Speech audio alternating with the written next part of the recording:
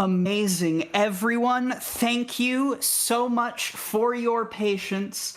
It is my honor and privilege, and I mean that with no affectation this time, to welcome to the stage some dear friends here to showcase Death's Door Rando. But first, to settle the question of what our starting weapon would be, I am excited to announce with a surprise $100 donation from Osmandius, mere seconds before we close the bid war. Osmandius says, Burb game race with two amazing runners, definitely need dual daggers to start, so each runner can have one. And I think that is beautiful. So without any further ado, TFT and TheDancingGrad, you have been given your daggers. Let's show the people some Death's Door. All right. Hello. Welcome in, everyone. I'm one of the two comms for this race. I'm Upper Casserole. I've literally... all right. Hello, everyone. I am Upper Casserole, one of the two comms for this race, along with Crow Morbid. Hello. And we have two amazing racers. We have TFT. Hello. Happy to be here. And we have TheDancingGrad. Hello. Can't wait. All right. Yeah, Crow Morbid, you want to give a brief intro to this game? Yeah, before we hop on in, just to give everyone a heads up on what we're going to be doing for the next little bit of time, we are going to be playing Death's Door, but with a randomizer. Death's Door is a 2021 action-adventure game released by Acid Nerve, but also known for doing Titan Souls. It is a really fun, Zelda-like, Metroidvania-like adventure game, and we all love it very much. We're all streamers, and we're all speedrunners for it. But recently, there's been a randomizer developed, and we all jumped directly into that. So this randomizer takes a lot of the different parts of the game, a lot of the collectibles throughout the game, and mixes them all up, including potentially even the weapons. So as we heard, we're starting with the daggers, which is one of the secondary weapons you get in the game, and then every door, every seed, every single shiny, there's so many different things that'll be randomized. The goal for our runners today is that they are going to need to collect 3 giant souls, as well as get access to the final area in order to do the final gauntlet to beat the game. So it's, first one past the finish line will beat the game.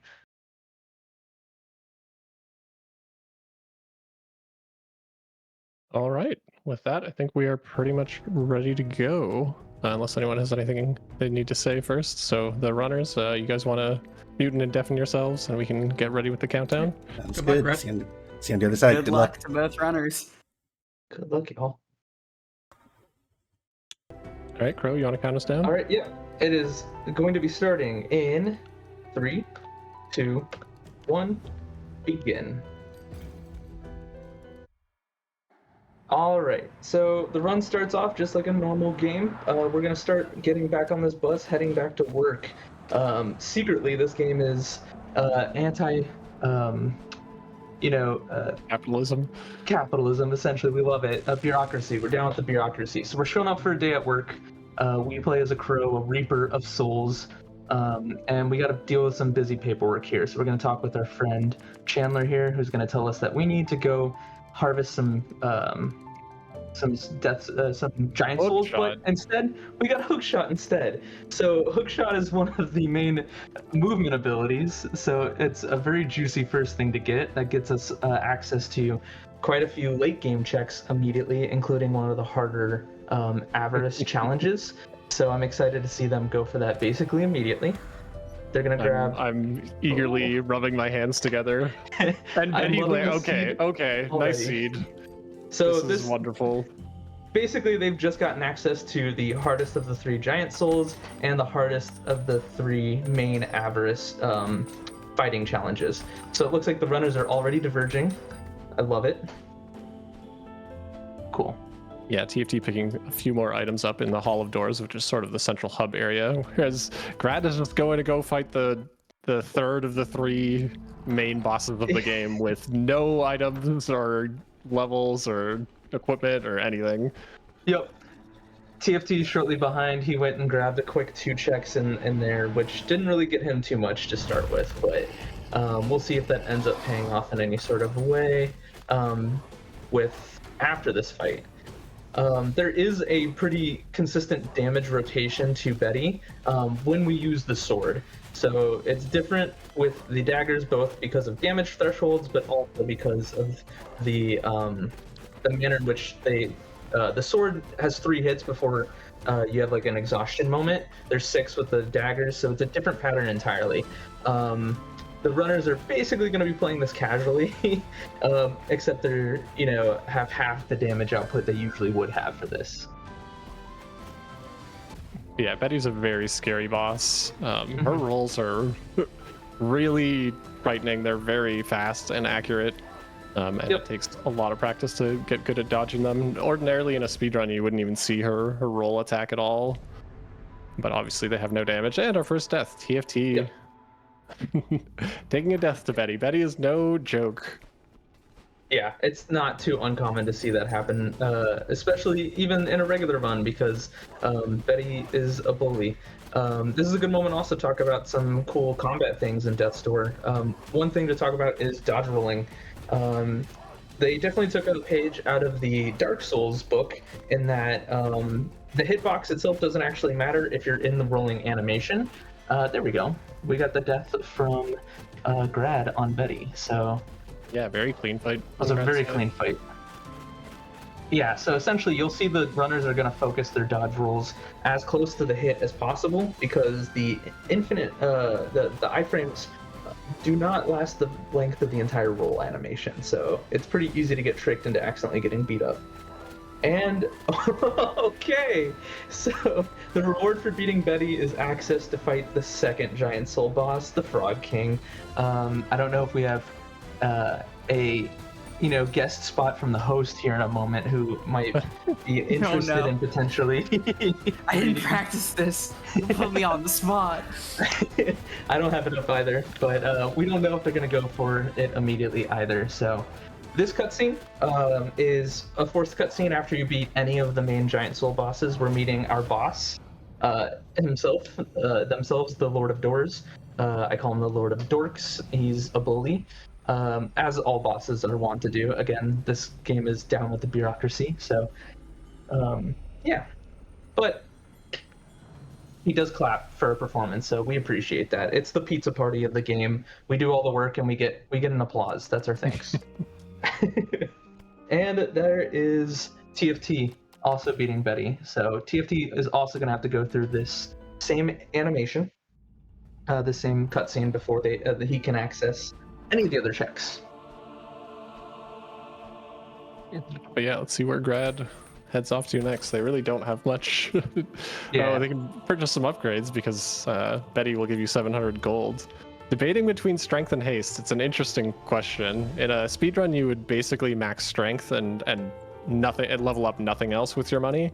Mm-hmm. But in a rando, upgrading haste, which increases your move speed, is quite a lot more valuable because you're doing a lot more running around and exploring than the sort of more focused speedrun.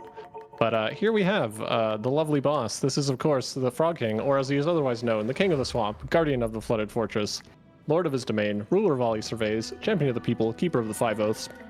First of his name, second of his other name, he was without middle initial or mercy, destroyer of all those who would question his rightful rule or look at him askance, eater of the vanquished, devourer of the indolent, guzzler of the non-committal, bestower of wrathful opprobrium, and font of most wondrous beneficence. All glory to him and his mace. Holy basher of toads, not frogs. But really, what are toads anyways? Like worse frogs, right? Uglier too. Smartest creature in all the land. Really clever like that Einstein guy, but more handsome and okay, hit the word count. Couldn't have said it better myself. I will give you a Lord of Doors golf clap to that. Very wonderful. He's a very humble guy, this Frog King, so we're gonna teach him a little bit more humility here and beat him up a little bit more. This is the Dodongo boss fight where you get bomb ability usually and you throw bombs into his mouth. We sadly lack the bombs, so this part of the cycle just means that the Frog King is going to destroy the floor. Now thankfully when he jumps back into the water, Grad will be able to shoot the mace on the back, which will restore the ground. but sadly we don't have the ability to skip the animation without the bomb ability. It looks like TFT has also opted to go right into Frog King. I find this interesting because I do feel like 0, Strength, Avarice 3 is easier than either of these fights. But hey, it is what it is. That's probably where they'll go after this if they don't get another unlock from Frog King. And unlike Betty, beating Frog King will get you not only the check for beating Frog King, but also a check right after him. There's a shiny object that's up on this platform, right behind where he's at for Grad. So that will be 2 checks for this boss, and another 500 soul. But yeah, very funny seed that they've basically have just fought the hardest boss and then the second hardest boss in reverse order. That's more or less all the checks they've had access to. Yep. It makes a little bit of sense logic-wise, only because the hookshot really does give you access to a huge portion of the game, even without the other abilities. I would say hookshot and the flame ability really gatekeep a majority of the map. Ooh, Grad was trying to dance on the edge. Yep, trying to dance on the edge, but it's very precarious up there without falling into the water. TFT showing how it's done. You can hover on that edge right before, not on any of the actual tiles, and you can actually just stand there and not get hit. But it's a little bit tricky for sure. Yep. Fantastic. TFT got the early armor break, which allowed him to get a little bit further into the fight. Plus, hanging out on the edge gave him a little bit of edge, no pun intended. So he will be taking the lead, but not by much. Neither of them have a cutscene after this, so it's just a little bit of cleanup before they move on. Yeah, TFT showing off the speedrunning prowess there. TFT is the current any percent world record holder in this game by like a pretty wide margin even. Very, very skilled speedrunner of the game. And it really shows in that boss fight, just completely took the lead away from Grad. All right, there's that double life seed for this. So it turns out that progression ended up being at Avarice 3, or there's a life orb near Avarice 3. So they technically had access to this since the first check, but they opted to do those 2 first. Oh no, actually they got Lost Cemetery. I didn't even realize that was what the check was behind at the anchor. I thought I saw another life seed. Okay, that's actually a significant amount of checks. It's about 13 or so right at the beginning. Hookshot's not going to become super helpful right now, but they'll still have access to the first full area of the cemetery.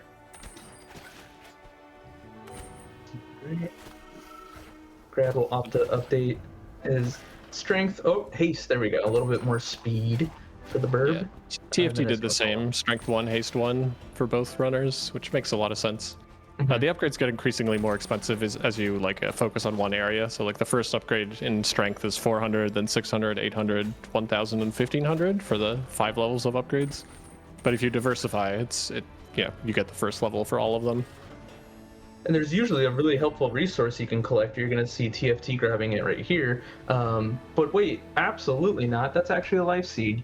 The soul orbs are one of the things randomized, so that means they will randomly get 100 soul for some checks, but they can't harvest it and plan out their strength upgrades or their upgrades in general like they would be able to in the base game. Alright. Grad grabbing the watchtower's door, which TFT did not. I'm not sure which check that was, but one of the random checks around. But that could be a potential path that they may want to go at some points.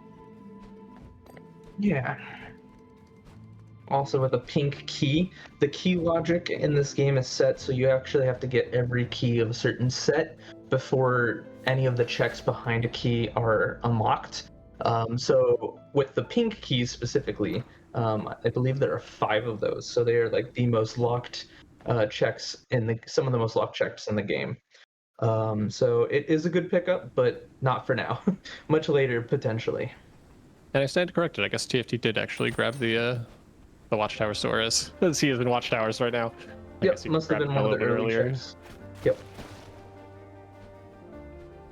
Watchtower is also a very late area game.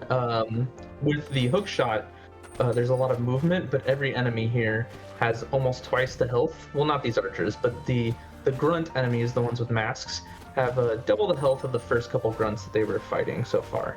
So, as a late area, as well as some of the enemies up in the next section of these ramparts are a little tough cookies to crack. However, the hammer bro that you're seeing here, TFT has good practice fighting on 1 HP or 1 strength due to recent changes in the way that we route any percent. So I don't know if Grad's done low strength runs, so that might be a little bit of an advantage that TFT will have going into this. So both runners going to the Watchtower's door, but Grad going in the opposite direction, going backwards to the Camp of the Free Crows area, where there are probably a few checks over in this direction as well. Yep, there's 2 checks. This one's a very long one, but it's good to get out of the way right now so you don't have to come back. And then there will be a soul check here in a moment, and then Grad will actually be able to check the Camp of Free Crows and get to Castle Lockstone. All of those are a little bit less intense than Watchtowers. Watchtowers is a whole lot of fights, like you're saying, for not that many checks right now. Because TFT for all of this work is going to get, I believe, 3 checks without doing an abuse of geometry, which I believe the runners have agreed not to do geometry breaks as stay within logic. One of the fundamental parts of this game is the fact that it's isometric, and that means that you can do funny rolls to get around angles you're not supposed to usually. So the logic is not taking that into consideration. We'll see here in a moment if TFT will dance on the rooftops in order to get to access to an area a little bit sooner. Grad grabbing Manor Door from a very long check, which could be interesting. Definitely so that is a bunch more checks. That was cool, but I actually did not know you could just climb up the roof there. It makes total sense that you can. Usually I drop down from above. That's the kind of abuse we're talking about for the rooftop, but not the glitch. Yep, okay, so he will quit out. He will not go on to the upper part of Watchtowers. He will now be following in Grad's footsteps. And Grad finding the first weapon found in the game, the discarded umbrella, which I don't suspect the runners will be using. This game has 5 weapons. We donated for their starting weapon of daggers. The umbrella is sort of the joke weapon. It has half the damage of basically every other weapon. So not terribly useful.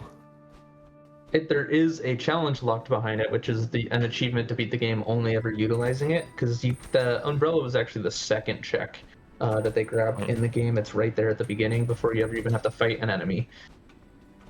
All right, grabbing the seed. Okay, so definitely manor access is important for the seed. That's the second check there. Well, manor and now furnace. Furnace will actually have more checks than manor at this point. But they're very long checks because we're slow and you have to walk through the areas backwards essentially to get some of these checks. All right, Grad is entering Castle Lockstone here, which is the 3rd dungeon of the game. This is the dungeon that would usually lead you up to Betty, but we already beat her up, so instead we're just going to ransack the dungeon for goods. Grad's peeking what doors he may have gotten without realizing it. The levers in this game are also randomized. Sometimes you'll hear us refer to it as cronking. I think we owe Quack for that. Shout outs to the Emperor's New Groove. So if you hear us saying cronk something, that usually means a lever. We can blame our lovely hosts. I actually think the popularization of it as a verb, the credit for that belongs to also another iconic Death's Door runner, but I remember seeing it in Shresh Thanigan's route notes for some category or another. The use of it as a verb specifically. Yeah, that sounds about right for Shresh. Fantastic. I love it. No diagram strats here. It's all right. So there's a whole lot of puzzles in Lockstone. It's not as enemy dense as some of the other dungeons, but with early hookshot, it's fairly negligible. All right. We actually have one Pimpus Pimpinella in chat. I was going to shout him out at the end of the run, but while he's in chat, we have him to thank for this lovely randomizer. So huge shout outs to both Pimpus and then Homothity, who also started some of the logic that's in this because it's based off of some of the Hollow Knight logic for their randomizers. So huge shout outs to Pimpus. I will totally his opinion and his comments take precedent over whatever I might say tonight.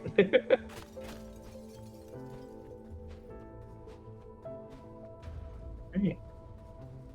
Grad diving into some sewers here, which is an ability you have at the very start of the game, though the game doesn't never tells you about it, so no one realizes until much later typically. But yes, you can in fact travel through them. It's one of the throwaway lines on a statue somewhere that if you don't read, you won't realize you can do, kind of like how you can light arrows on fire and shoot them in a different direction, which the game does tell you at a statue that is really easy to walk away from. One thing that's worth noting is bombs was hidden here, so there's probably just going to be in a moment that TFT will also get bombs. That's going to open up a few extra checks in both Lockstone, but also in actually the areas that we've already unlocked. So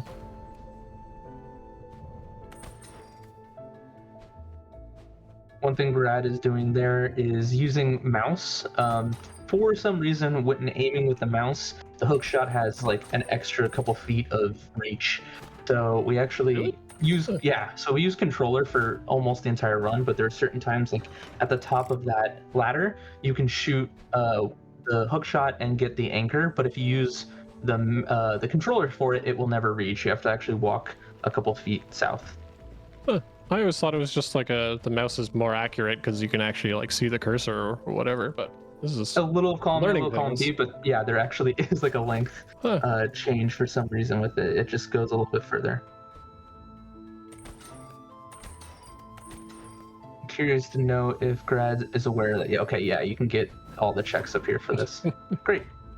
Yeah, we don't solve this puzzle that Grad just did in a speedrun, so speedrunners jokingly don't know how to solve that puzzle, but like it's true. Like I have like I don't know how you do that quickly. I don't remember how to just do it. Jump over the gate. Yep.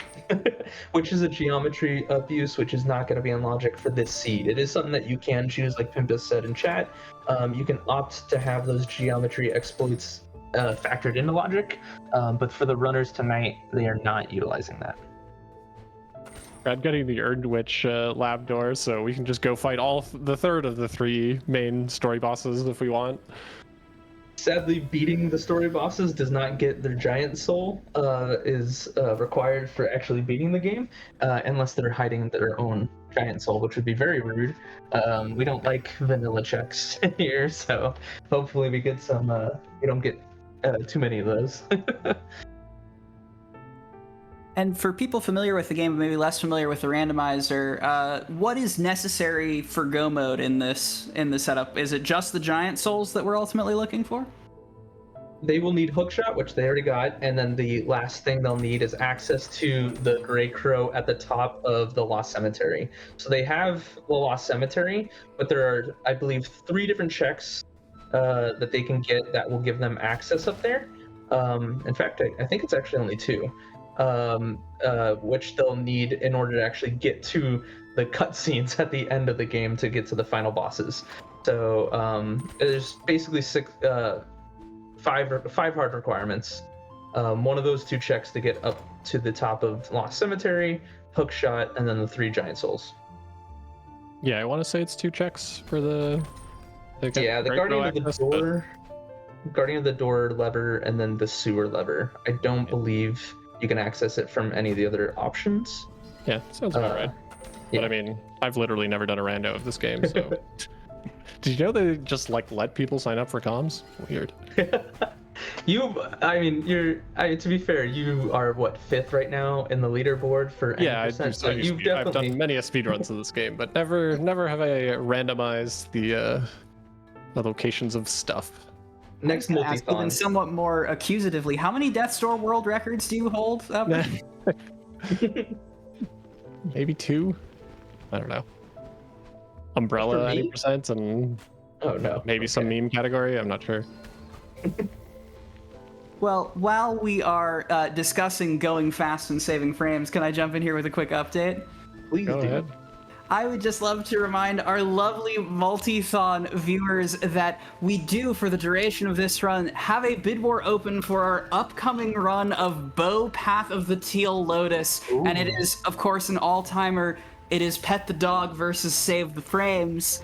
The Pet the Dog option, I think, inspired by some of our runs earlier today, is currently sitting pretty healthily in the lead with $160 to it, to just $45 for Save Those Frames. But speaking on behalf of the Council of Speedrunners you see assembled before you, I would love for that to be a little bit closer. I don't know about y'all.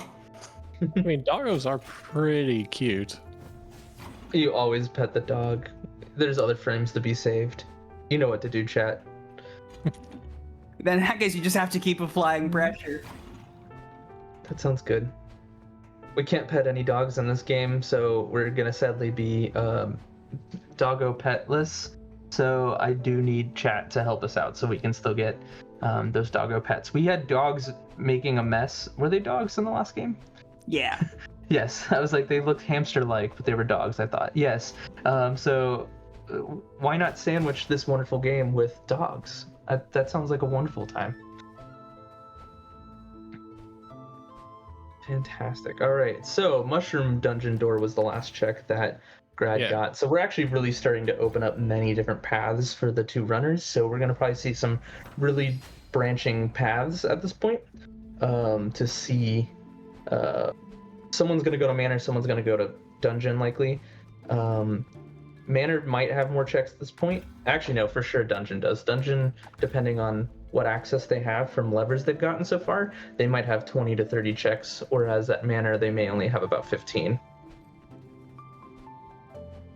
One thing that you're going to see right here is Grad just rolled through a door that immediately closed behind him. That is actually something that is planned for the randomizer. You can go the wrong way through gates, and that is factored into logic so that you can still have access to like this first area, for example. Also, doing this area with bombs seems wrong to me. But yeah, in ordinary speedrun, you wouldn't have bombs in this section, but there's a lot of breakable walls here. Yep. Every dungeon in this game has like an A side, B side essentially to it. So this area right here, the ruins, overgrown ruins, is the A side to the Frog King dungeon. The door that actually Grad entered is the B side of it, technically. And actually, there's even, now that I think about it, a C side. We really are playing Celeste here. What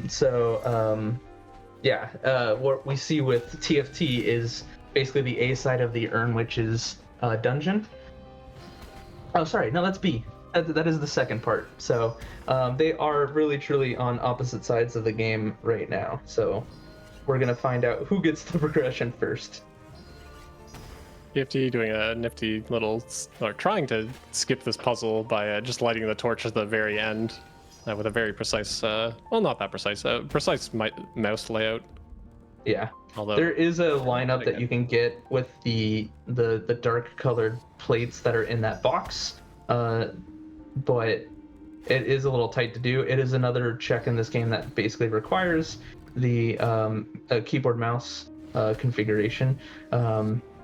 He will opt to do it. I'm not sure if the level 2 bow was messing them up there, perhaps. Oh, potentially. Yeah. Earlier, so each of the different spells have a tier 2 ability, and so the arrow, when you proc it long enough, gets more power behind it and has piercing damage.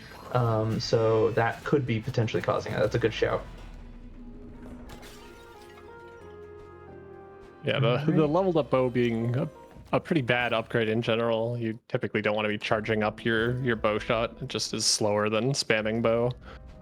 So definitely not an upgrade that runners are used to or really ever use, I imagine.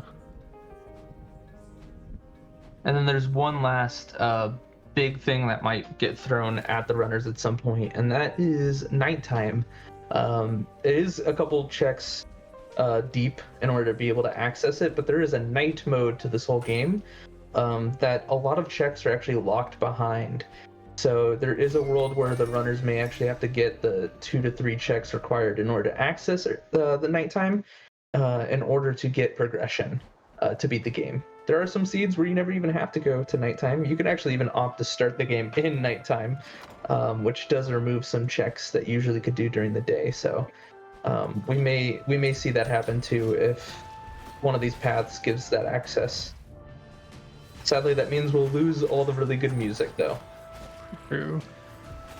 So Grad here doing one of the trickier arenas in the game. I imagine they'll be able to take care of it no problem, but this arena, especially casually, and honestly even in speedruns, is pretty brutal. There are a lot of hammer bros. Yeah, those same notes that Quack had mentioned earlier for the run just has, I believe, if I remember right, hammer bro arena and then just a frowny face. I think that's just the route notes for this part. Fighting 3 of these friends at the same time poses quite a fun adventure, especially when they stack like they're trying to do here. Grad opting to dance from the distance with some bombs. Bombs doing effectively 3 damage at this point, whereas the daggers are doing just about 1 damage with the upgrades, maybe like 1.2 damage per swing. Yeah, something like that. No pool party strats, unfortunately. Yeah, Pip is also talking about the pool party strat where you can convince the AI for each of those mobs to walk into the water themselves. I love the use of convince, like it's a negotiation. Sometimes it feels that way when you're trying to actually get them to do it, so. All right. If you grabbing the rusty bell tower key from Estate here, which is one of the requirements for unlocking the night map. Yep, there's 2 levers that he'll have to get that are specifically in Lost Cemetery, but that will completely change the name of the game for TFT. All right. Even though we beat up Frog King, he still appears for these cutscenes. I like that little thing that the game does. Oh, also, you can TFT's... see I was just gonna say, Grad planted a seed into that pot and then consumed the flower. Those give you full heals when you collect seeds. And this is actually, there is one check. It's sort of like the pedestal check of DD Rando, where gathering 25 seeds and planting 25 seeds will actually unlock a door. In the vanilla game, it would be all 50 seeds. There are only 50, but I believe the Rando has a setting for 25, which the runners are using to make it not quite so awful. Yeah, you can actually put in, you could have it be 5 seeds, 10 seeds, 49 seeds. You can change it to whatever you want. I think we've just settled as the running the rando community so far of doing half of the required seeds. You just saw TFT open up a puzzle using some pots at a cemetery. That access point back there is the check that requires 25 of those pots to be planted. All right. I guess Skulltulas would probably be the better comparison. But yeah, in any case. We also like to refer to them as, it's like the grubs in Hollow Knight. Yeah. A lot of people here have moved from Hollow Knight to Death's Door, so we will frequently actually refer to certain things by their Hollow Knight name too. It's a bad habit, but you know, it is what it is. All right. Grad is now going to be going to the second outer part of the ruins by using this path. Usually you're blocked by a key from accessing most of ruins, even though it's a very early game and it's very check dense. But by actually accessing it through this secret area, through the dungeon, you can get access to almost the entire ruins biome, which is probably 18 more checks or so. This is a really good routing from TFT, opting to do those checks last, because without getting the lever for that ladder, you have to save and quit after doing those 2 checks. So he opted to do that before this one last check down here. Right. But yeah, so far nothing, like these two runners have been doing very different routes for the past like 10-15 minutes or so, but neither has gotten anything too crazy out of it. Like a bunch of levers that are really hard to keep track of, which obviously unlock progression here and there, but nothing, no like, no fire or anything crazy like that. For the most part, though, the levers have been very heavy on Grad's side, not so much on TFT side, which may potentially cause some roadblocks for TFT, because some of the checks that he may be trying to get access to right now in Manor and in this area might be some of the ones that have been unlocked. For example, bomb exit lever gets access to the second avarice, the bomb avarice rather. So that is a unique check that it's actually two different checks that Grad will now have access to. Still sad that neither runner decided to go to Alpha 3 right away. Yep. A very difficult like arena fight, which was literally one of the first checks that they had access to. I am holding out that the hookshot Avarice 3 is gonna end up being like a giant soul or specific like the guardian of the door lever, something that is critical for them. Like, we can only hope. Yep. Absolutely. I'm curious if TFT is going to choose after doing this little maze here to get a seat in a lever, if he's going to do the hookshot puzzle. It is a very, very long process for like 3 checks. That may end up being worth it, but they are very long checks. I mean, you're here already. Feel like, I don't know, who knows. Well, Let's so what it is a bit of a decides. gamble because there is a lever that you can find that gives you access backwards, so you can get some of those checks without having to go through the whole maze. There's a hookshot maze. You can see like the sewer that's right next to where TFT was before quitting out. There's a ground pound hookshot maze that there are 4 checks hidden behind. But there you go. Actually, Really that's just the got lever. yeah. Oh, perfect. That worked out well. So that way, he only has to do half of the maze just to get 2 soul orbs and then can quit out. Actually, I usually opt to go through the arena that's right after those 2 checks in that like shed, because it's quicker. All right. Meanwhile, Grad is coming up on one of the best arenas in the game. We'll see if he opts to do it right now. The bomb plant arena. He may have the bomb ability, but causing these bomb plants to beat up the enemies instead of you is just satisfying, even if you have the bomb ability itself. Looks like he's gonna go check the shrine first, which makes perfect sense.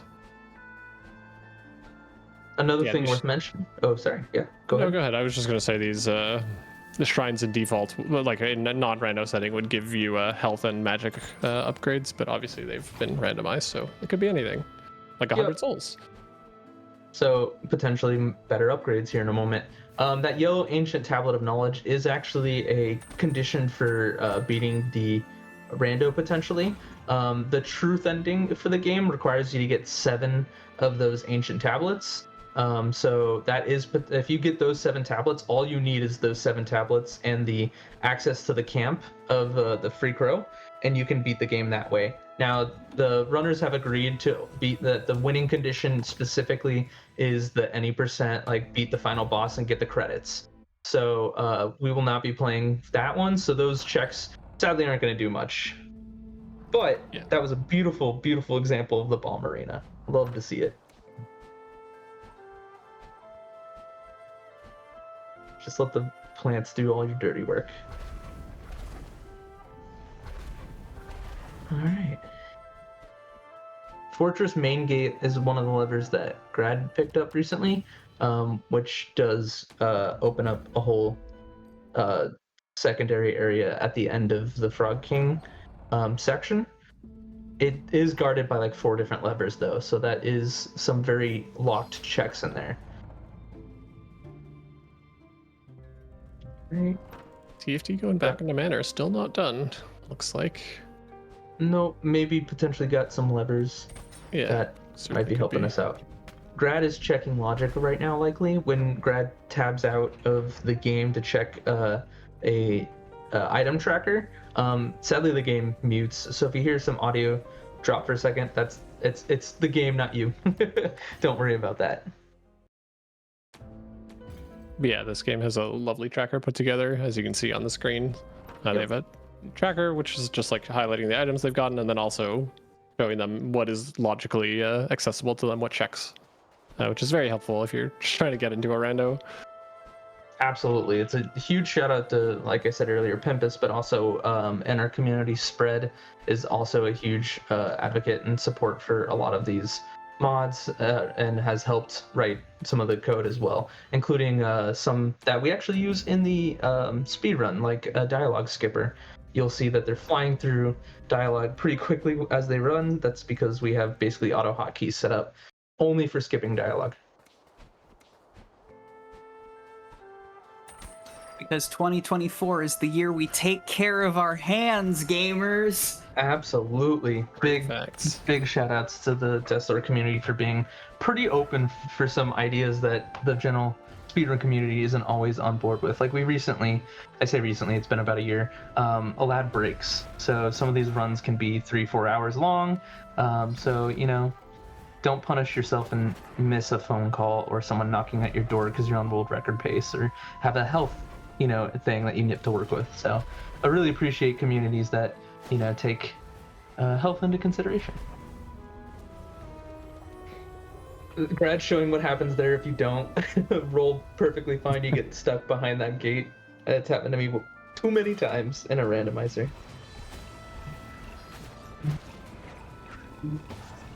TFT opting to do this arena, possibly just to be able to get access to all these checks without having to save and quit. But generally you can skip this bottom quadrant of this puzzle with bombs. But if you also want to get access to a specific shrine, you do have to do it or make 2 trips to this section. Grad going up to 3 strength, 2 haste upgrade wise. I think TFT is on 2 and 2 right now, and has been for quite some time if I'm not mistaken. But yeah, looks like both runners are just focusing on purely strength and haste, which makes a lot of sense. They might at some point put some points into dex if they're like run out of soul, I guess, but we'll see. Yeah, dex does help with combat, but combat isn't as super important for most of the game. It's really nice to have at the end for the final fights. Similarly with strength, the runners are fairly used to playing a lot of the game with lower strength than usual, so they may not opt to upgrade as much, especially because they've already beaten 2 of the harder bosses with lower strength. So that might also be a reason why they're opting not to do the avarice fights until they can get more strength upgrades. Yeah, or a sword.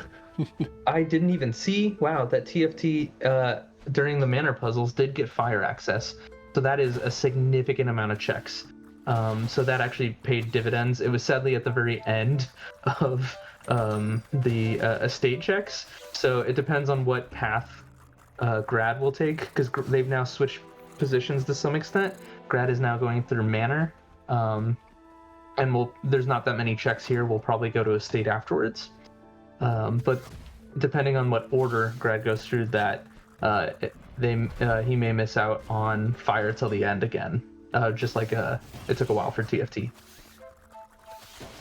Grad showing off that puzzle skip there, managing it with level 2 bow. So I don't know, maybe TFT just forgot the mouse lineup or some such. But in any case, yep, getting through that puzzle a little bit more quickly and onto this this enemy that the community has lovingly called Lickitongues, because you get it.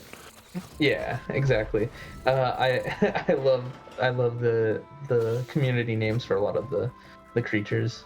Always appreciated. Speaking of creatures, if you want to see dogs being pet, don't forget that is the right choice in the bid war going on right now for Bo. So please make sure that you consider that and get your money in so that we can see some dogs get pet. We don't need to save frames. Of course, beyond that, there is also, hanging over this entire marathon, I say that like it's a bad thing. If we raise $5,000 over the course of this event, we get to name a puppy, y'all. Specifically, we get to name a puppy who will go through the Blue Path training program. A $5,000 in donations helps cover the cost during the early months of a Blue Path puppy's life, including vet expenses, supplies, travel, and training gear. Multithon has named 2 puppies through our events so far. Thunder, who is now an explosive detection dog and thriving in his career. And in January 2025, Lightning will be born and start their Blue Path journey as well. Thunder and Lightning, I love it. Fantastic. Let's get a third one, friends. Exactly. All right, we'll have to consider what third thing with Thunder and Lightning works, though. So that's the other thing I'm gonna need chat to help with. My mind is on Rando right now. So, all right, chat, you heard it here. We'll have to cover the dog names. Please, and also the dog pets. I trust in you. All right, so TFT is opting to do the first Silent Servant, and actually the hardest Silent Servant, which is interesting. There is a quick death. It's a little tricky to manage. There's 2 different quick deaths where you can basically convince this Silent Servant to jump into the pit themselves and basically self-defeat. So one manner, which I believe TFT has opted to do, is get it to about half health. Where it will start to hookshot around the arena, and then you can follow it there and then bait it into jumping off. At the start, it looked like he was trying to goad it toward the edge, where you can kind of, like we'd mentioned earlier with the Hammer Bros in the water arena, you can kind of convince it to walk off the edge. Instead, TFT will just jump over this platform where you're not usually supposed to be able to go, and then the Silent Servants will attack you if they see you. Trying to use a spell, they'll jump at you, and so that was what TFT was trying to do, but took an unfortunate death.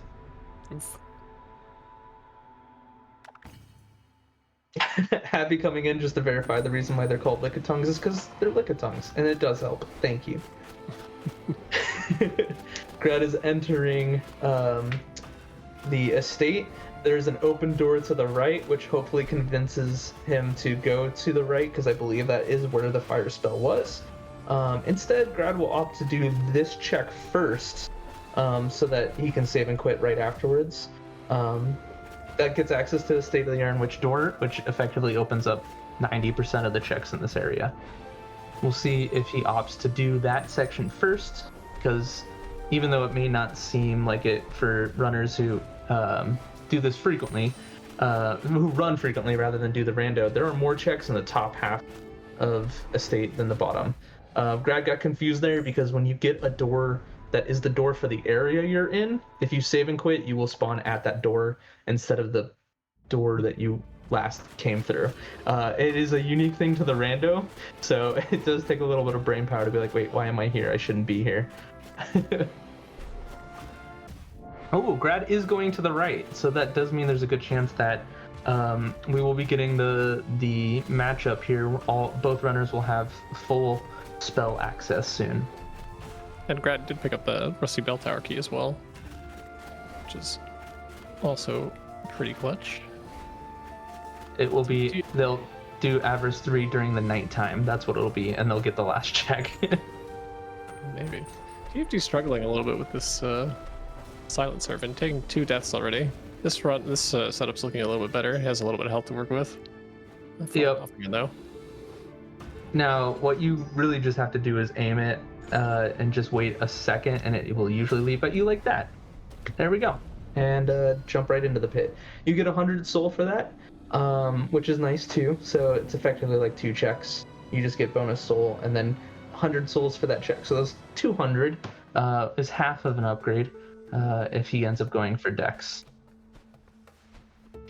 Grad blew up that wall for later. Can't do that check until he gets the fire spell. I thought the fire spell was on the right. I must have been mistaken. It must have been one of these. It might be further along. Like I'm pretty sure TFT did like some of the right side and then did some other stuff and then went back to the right side. Maybe some levers or some such. Right. But Yeah, makes sense. I mean, Alright. who are we as commentators to keep track of what is happening and It's what almost like checks there's have or have not been completed by runners? I mean, really. dozens of checks happening on both screens at the same time.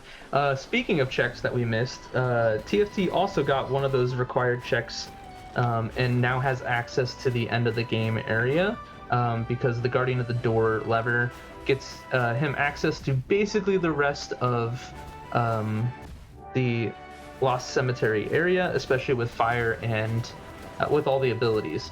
So there's only one or two places that are gated by keys or levers, but otherwise has access to everything, including Grey Crow. All right, makes quick work of that. That is the second mini boss of the game, so runners are very used to fighting the Guardian of the Door with 0 upgrades at all. So having some upgrades, even with a different weapon, is still enough to make short work of Guardian. TFT destroying that sign without prejudice for some mana. I think there was a little bit of prejudice, if we're being honest. It's really nice to be able to go through this section with all the spells, because I find myself going back across that bridge 3 or 4 times because I don't have one of the spells each time, and so I have to come back later with one of them. Because you need bombs for this section, you need hookshot for this section, and you need fire to access this section. So there's a world where you actually have to come back to this 3 times, and I feel like I've lived in that world a couple times. Although, well, are they doubling back for the servant? Maybe. Potentially. There is a flower right before it. He's gonna opt. No, okay, I didn't know if he was gonna opt to do the top area, but it's gonna. Okay, TFT is deciding. There we go. Oh yes, needs mana to get access. Yeah. There is a flower pot right here, that will allow them to get a free heal before this Silent Servant. There is no quick kill for this one, but the Silent Servant does have less health. Immediately takes 2 damage. Yep, it just decides to reset the fight. Fail. Valid. Respect Completely for that. understandable. Yeah. Yeah. That's well, the Grad get Grad Grad pots right there. Yep. The explosive pots in this game do not always get hit by this game has auto aim on controller for a lot of things. The pots for some reason do not have that. So there's a lot of times where you shoot at the pots and it just goes wild, like way off to the side. We affectionately refer to those as grad pots for the Dancing Grad, who did thankfully have a grad pot moment there a second ago. So I'm really glad that he's living to his name. All right.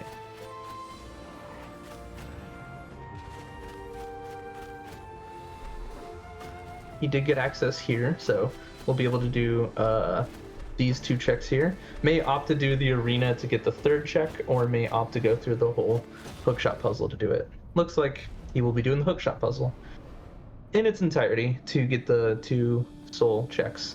Probably double checking right now that if there's any other checks to do before going on this long, long windy path. It is another one of those checks that is probably about 1.5 minutes, 2 minutes for 2 checks. So it just eats up some time. And TFT getting absolute junk from the second Silent Servant that they've beaten up, which is a bit unfortunate, but I mean, if you're in the area, it makes sense, but they are slow checks for sure. I don't believe I saw TFT get the lever that is south of that area that leads back to one of the first arenas. So if I missed that, then oops, but otherwise that could end up being an important check. We don't know. No, it's I think you're accessible right now. I mean, perhaps TFT like me is just like, why would you ever go over there? It only takes a second. I forgot that lever was there Is until I there a did the check there or randomizer. something? Right. Now that platform where TFT just got the key is the platform where they will meet up with the Grey Crow later. Someone who you haven't met yet, who is like the first or like the 3rd NPC you come into contact with in the base game. But we actually haven't seen Grey Crow yet. But he's chilling up there waiting for us to get the 3 giant souls. And then we will be able to move on. Grad getting the fire check from the hookshot puzzle, immediately doing this puzzle, which is the Ancient Crown. I do not believe TFT did that, but it ended up not paying off. There we go. That's the check that TFT didn't do. And it ended up being Blockstone entrance lever. So that gets him access to Stranded Sailor, which technically he has access to on the other side of the cemetery right now. So it's just another access point. It's a little bit easier to get to Stranded Sailor than For leg day? by the way. Claps for leg day. This is leg day. Quick. Why is he called Leg Day? Well, I think it's pretty apparent. yeah. Yeah, you get it. While we properly give Leg Day his well-earned appreciation, can I pop in with a quick update? Please do. thing. I just wanted to let everyone know that we have opened up a new incentive for y'all for a little bit later tonight. We have a new milestone open at $1,000 total raise for Blue Path. We will be extending the StarCraft 2 competition from 3 maps to 5 maps. That is more SC2, more Marathon, and potentially more puppies. You know what to do, friends in chat. Like, for instance, this very sweet $10 donation from Happy by 3, who says, Death's Door was the game that really brought me into speedrunning, and these 5 people were a massive part of making me fall in love with the game, the community, and start running games at events. So proud to have you all here, less than 3. Thank you so much, Happy. And sure enough, that did go towards petting the dog in Bo. Good. Well, if Happy's gonna wax poetic for a moment on stream in front of everyone, I feel like it's only right for me to do the same, because Happy joining the community like 3 years ago now. Oh, TFT taking a really sad death to the green smo there. Anyways, I'll get back to comms in a moment, but I do have to say, I have to shout out not only the folks running right now and Upper Casserole for being wonderful runners in this category, for this game, but also Quacksilver and Happy, because both of them have brought so much community to this community, really have like made it what it is. So like I have to give that back to both Happy and Quack for both being champions in every community that they join, as anyone who has met them knows. Both of them are fantastic for that. I'm blushing over here. Good, that was my intent. All right, well, back to the run. Grad is opting to check some checks that he's had access to for about 30 minutes now. Back when we got bombs, had access to that. And then up here, this lever, this elevator, we also got access to quite a while ago. This fire check, though, is rather new. So it does make sense to come here now when you can get these 2 different checks over here at the same time. We will see if he will opt to go to the Bomb Avarice after this, or just to get the 1 soul check up here. And there's also a lever check. So there's 2, potentially 3, depending on what route he opts to do. Also, Grad finding the ink-covered teddy bear, which might come into play later. That gives us access to like one of the longest checks in the game, which is the Walk with Jefferson, which is very delightful, and hopefully we'll be seeing. If anyone is familiar with the flower quests in Hollow Knight, there is a sort of version of it in this game. Thankfully, you can take damage during it, but it is a very, very long trek across the entire map for 1 check. If depending on when they get access to the nighttime, they may opt to do it earlier so that they can get checks along the way while they're delivering our good friend Jefferson to his forever home. All right, so we are finally doing the first Avarice of the run, which is pretty cool. Yes. These are arena challenges that unlock the spells in vanilla. And real quick, I'll just point out, TFT has picked up the Thunderhammer, which is a weapon that no speedrunner likes. It's very large and awkward, but I believe both runners have agreed to swap to it for a couple of minutes after picking it up, since it was winning the weapon bid war until just moments before the run started. Yep, they said if it's the second homie behavior. If it was the second weapon they got, we don't talk about the umbrella. The umbrella didn't happen. That they would do it. So We do appreciate TFT for giving us the content. It does give area of area of effect damage. Yeah, Which is no weird. no one understands how the hammer works. It has some AoE thunder damage on heavy attacks and possibly normal attacks, and then the thunder scales with your magic stat, but the hammer scales with your physical stat or something. It's a thing. There's a lot to invest in it for the fact that it's not as good as really any of the other weapons. I'd honestly rather take the umbrella in a run than that stupid hammer. But, my dear friends, have you considered, as we were discussing earlier, with Multithon's puppies so far being thunder and lightning, the thunder hammer is in fact the perfect weapon. In this essay I'm still looking to you, Twitch chat. If we're looking for continuing dog names in the theme of thunder and lightning, hit us up in the donation comments with your best ones. TFT is wielding a hammer in your collective honor right now. You can't waste this opportunity. Absolutely. Also, shout out to Thundar001, who's also in the community, and also I named my splits about the Thunder Hammer after him. So, shout out to Thundar. I like that TFT is opting to do the hookshot Avarice. So we're getting to see two Avarices basically back to back. You love to see it. Immediately takes 2 damage. Oh, I didn't know if he was gonna opt to reset. He may do it right here. Because taking 3 damage in round 1, and this is a very difficult Avarice. We're going to see Grad try and do a quick kill here, but didn't quite set it up. Still gets it. Okay. Yeah, usually you have to walk a little bit more to the right in order to trick that enemy to jumping into the water. The community also lovingly calls that a Smo, named after Smo, so hopefully that makes sense as well as leg day. Also, were those checks from Ava 2? Grad has picked up Stranded Sailor Door and also the Giant Soul of the Iron Witch. Soul, yes. Which the Stranded Sailor Door was probably from Ava 2, which, I mean, they have access to Stranded Sailor already, I suppose, but yes, the Iron Witch at Stranded Sailor is certainly a thing. Yes, and that is our first Giant Soul of the game. You can see Giant Soul of the Iron Witch there. Grad will need 2 more of those, and then access to Grey Crow in order to beat the game. There's the quickest kill of all the Silent Servants here with the Hookshot Silent Servant, so we'll see if Grad can get it right here. This Silent Servant has a penchant to Hookshot while falling, and okay, he did do it, but still died. Sometimes the Silent Servant won't die there and will hang there indefinitely.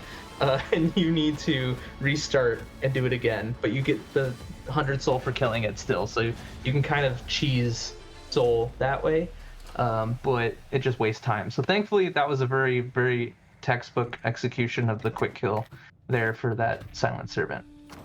At the same time, we saw good Smo strats from TFT to finish out the Hookshot Avarice. Yeah, let's see if it was worth.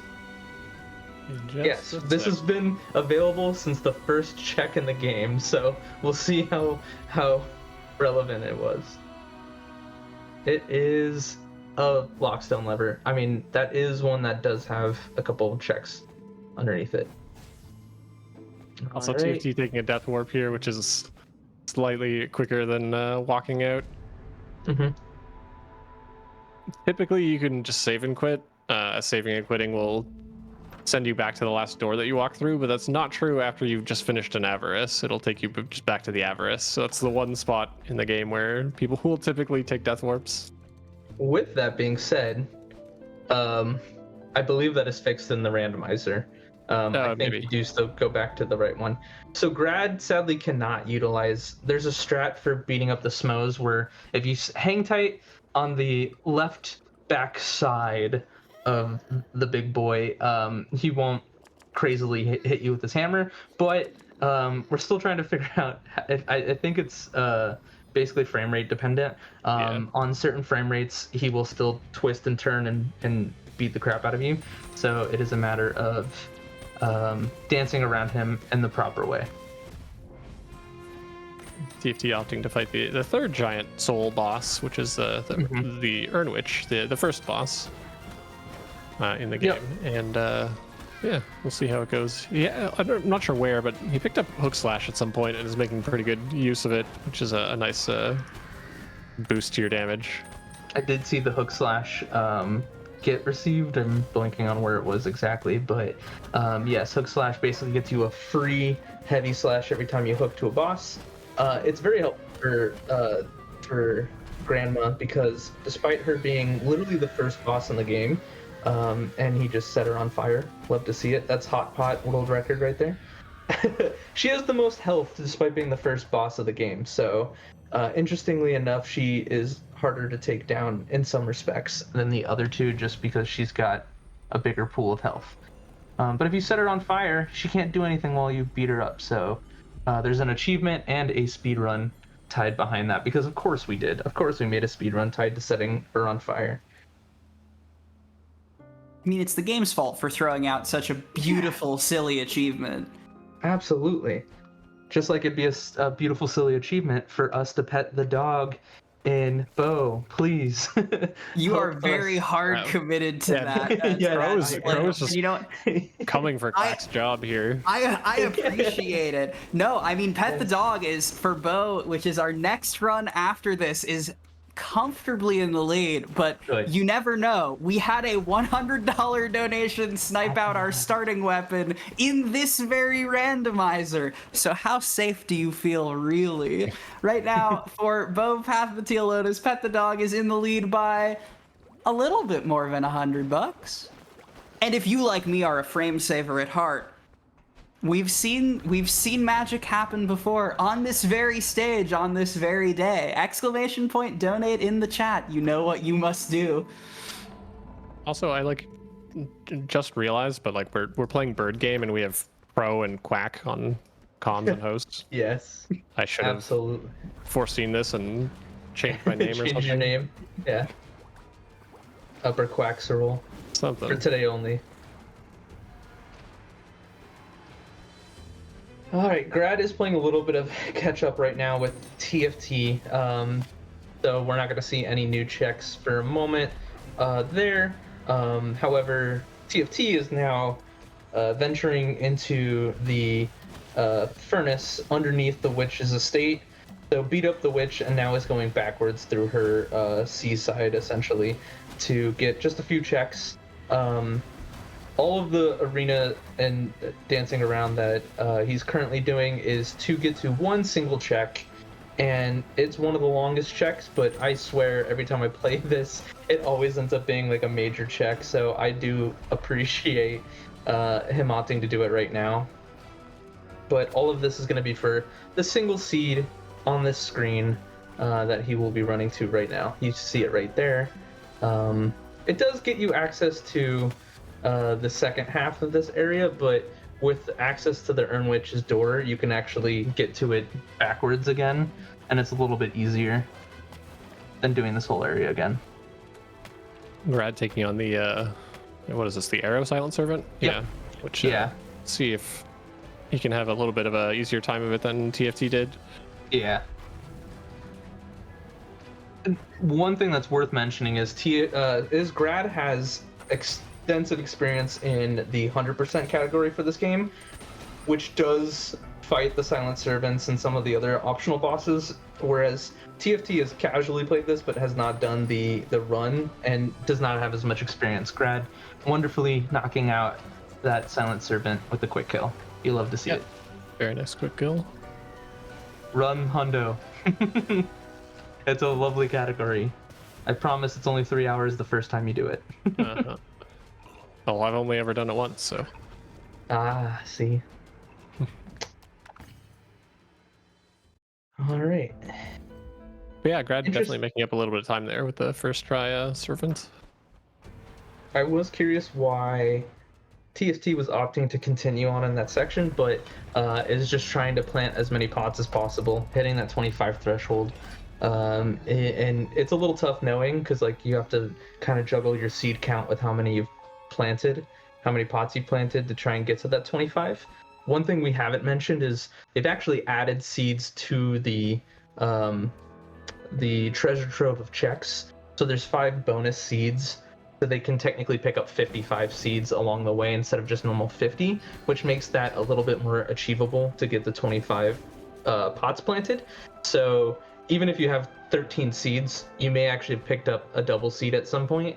So it's really tough to know if you've hit that 25, and I've walked to that check many times and seen that I had like 23 or 24 pots planted, and just it's so depressing to see that and then have to go plant something and then walk back to that check again. We all love a seed. Yes. My favorite is seeds that throw game randomization seeds that throw in-game seeds at you like candy, and then the check there is nothing. It makes me so happy every time.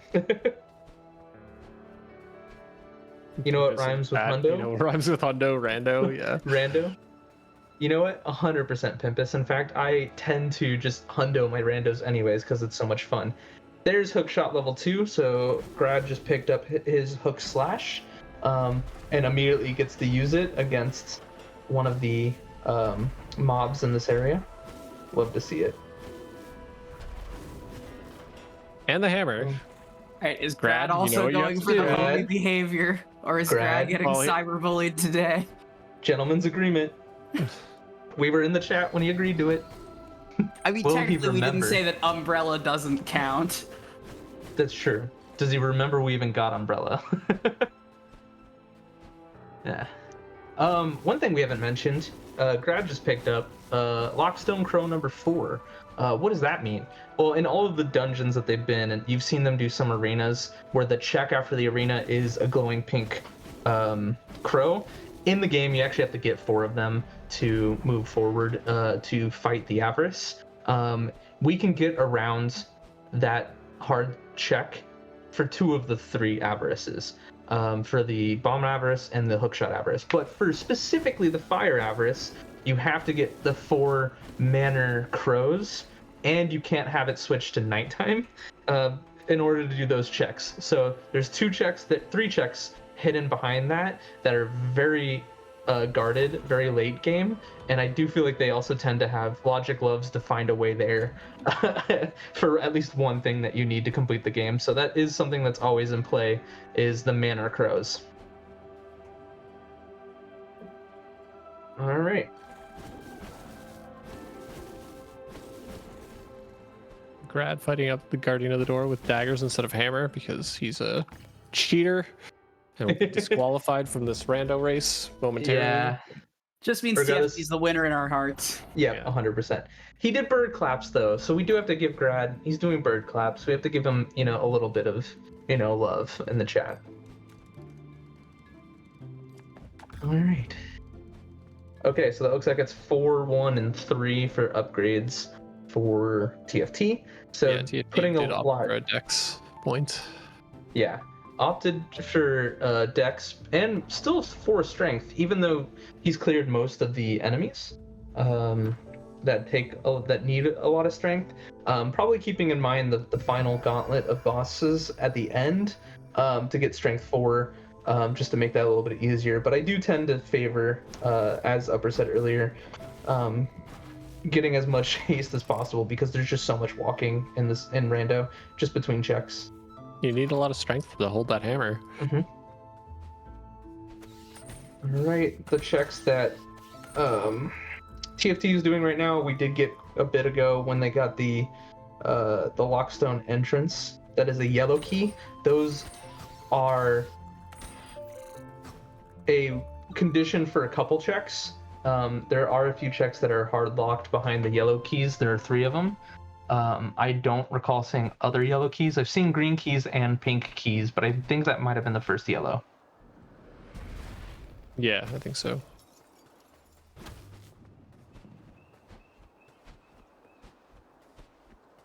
All right. So Another TFT very long coming check. the long way into the Stranded Sailor, but this is where the Urnwitch was found, so he'll probably be getting that momentarily. I think it was actually the door So he'll be working his way over there soon. That makes sense. All of these checks, these little switches that he is hitting, are all in the name of getting one check down at the bottom of Stranded Sailor. It's also worth mentioning right here that ladder they found earlier in the run. It's very nice to have that ladder here. He's opting to save and quit, which is interesting, instead of plunging there to check with the what's it called? The shrine there. Yeah. He's going back out here, which makes me think he may not have realized that that ladder was Yeah, it could be. Could just be. Or maybe he's going back for it now. He's like, oh, I totally forgot that one. He could have climbed up the ladder and just ground pounded into it right here. I have been guilty of doing that because there's so many seeds where I don't have that ladder and have to do exactly what TFT did. All right, Grad just beat the... Oh, okay. So he had done that check earlier. He must have forgotten. I forgot that he did it. So Did he? No, I think he just... No. Yeah. He almost walked by it. He was distracted by something. Sleepwalking a little bit. We're okay. We got it. Yes. He's probably looking at the tracker right now, thinking of what he's going to check next, and it's like, oh no. Second yellow key there, kind of interesting. Yes. Okay. So that's 2 of 3 for that gets access to. It's hard access for one of the Crows in Manor. Oh, he lacks the knowledge there for breaking the opposite way there. So you have to stand on the steps there near that bomb wall, and you have to throw it directly down instead of like isometrically down. You can face tank it, but you can actually do it without taking damage as well if you do it at an angle. But yeah, Barb still gives you the isometric. speech there. That's hilarious. Yes, Barb still stops you. Regardless, she likes to talk. Also claps for I my would day. know what that's like. All right. We got some more leg day. Love to see it. It's always a good stream when you get multiple leg day appearances. All of those switches were for that one check, which ended up being yet another lever in Fortress. Grad will now be doing the Green Smo arena that we saw TFT attempt. TFT died at the very end of it, and I do not believe TFT went back for it. So there are two checks at the end of this. So I'm curious how much these are gonna actually matter, because I do not believe TFT has been back since he died to this arena. It's a very prolonged arena with a very annoying boss mini boss at the end of it. So I understand. It's a little bit out of the way to get to. TFT showing some cool strats there where you can lure those enemies onto the breakable platforms and blow them up. He didn't opt to blow up the first couple waves with bombs though, which made me very disappointed. Yeah, I generally only save that strat for the last round of it, just because sometimes it ends up being faster to just beat them up, especially because the amount of time it takes for the Plague Doctor to actually start firing at you. No, I guess he has bombs. He can use bombs. Yeah, that's fair. Grad is having to fight Green Smo with the annoying strats as well. It is worth noting, if it wasn't obvious from the green clouds, that if you stand too long in that smoke, you will just take a damage. There we go. Still beats it. Love to see it. Nicely done. Yes. TFT did indeed grab the giant witch soul from the Stranded Sailor door. Good. Okay, so they're both now essentially tied with progress. TFT did not get the fast kill on this Smo and is opting to fight it in, good faith. Also still rocking the hammer. TFT heard us talking about the dog naming schemes. Have we gotten any update on any names for Doggo number 3? Update on names for Doggo number 3. Well, what I can say about that is, perhaps to sweeten the pot, talk a little bit about what those dogs are being raised for. Friends, Multithon Rivals is a speedrunning event raising money for Blue Path Service Dogs, which is a charity that provides service animals to autistic individuals. Multithon focuses on co-op runs, races, and games with multiple protagonists or helper characters led by the belief that we are better and faster together. And to say a little bit more about Blue Path provides autism service dogs offering safety, companionship, and opportunities for independence. Their vision is to be the definitive leader in autism service dog provision, transforming the lives of individuals, families, and communities. Which is, of course, amazing, an incredibly important cause, and near and dear to the hearts of many people in our communities, in speedrunning communities as a whole. And to answer your question a little bit more directly, someone in chat did throw out, to complete the pattern from lightning to thunder, hammer as a name for dog number 3. But if you have stronger opinions, by all means, be sure to head to our Tiltify page, and you can put money towards petting dogs, naming dogs, probably other dog-related ideas and incentives along the way, I am sure. Fantastic. Thank you for the update. We now have some Flooded Fortress from Grad. That's a new area I don't think either of them have been to yet.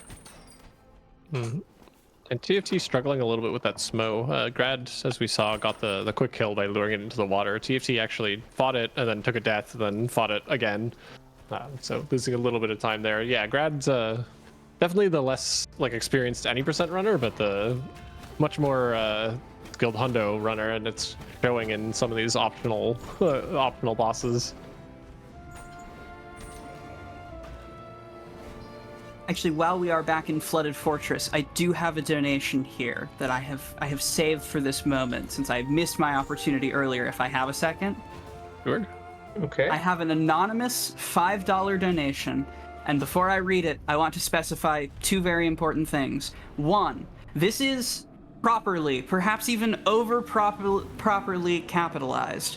And 2, to honor this anonymous $5 donation, I'm going to do this as fast as I possibly can.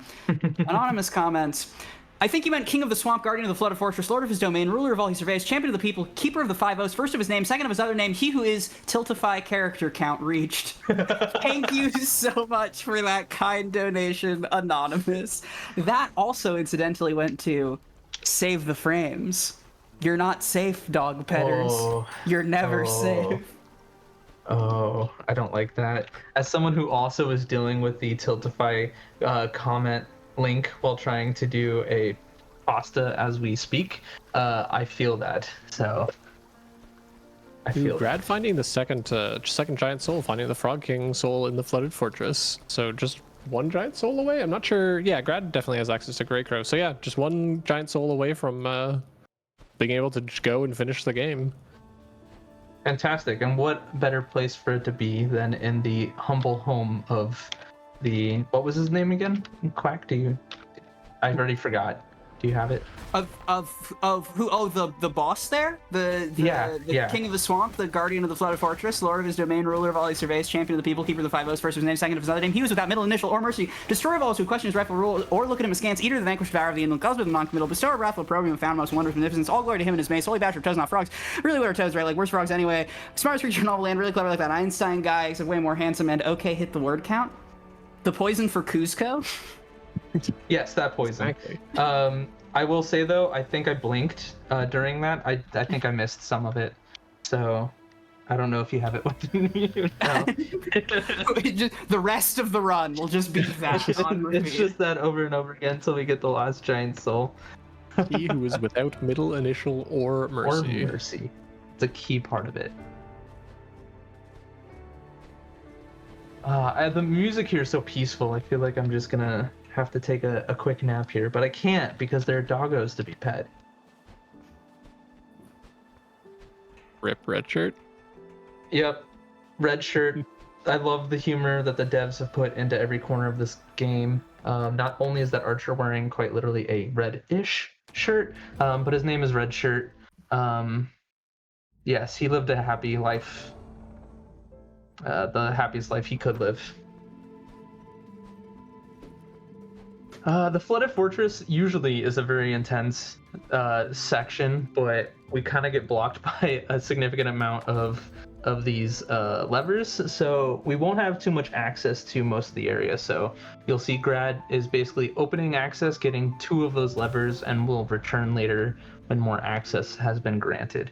There is a trick to getting around some of it, but he will probably opt to skip that. Hopefully he wasn't saving and quitting to then do that, because he did go back to the dungeon. Yeah, a long he's walk either back. having a whoopsie moment, or is Yeah. checking his notes and seeing where should I go next. So Or I was maybe looking. both. I was looking for this check to come up, and I must have missed it. Manor Crow in Manor, you love to see it, and that's the 3rd of 4.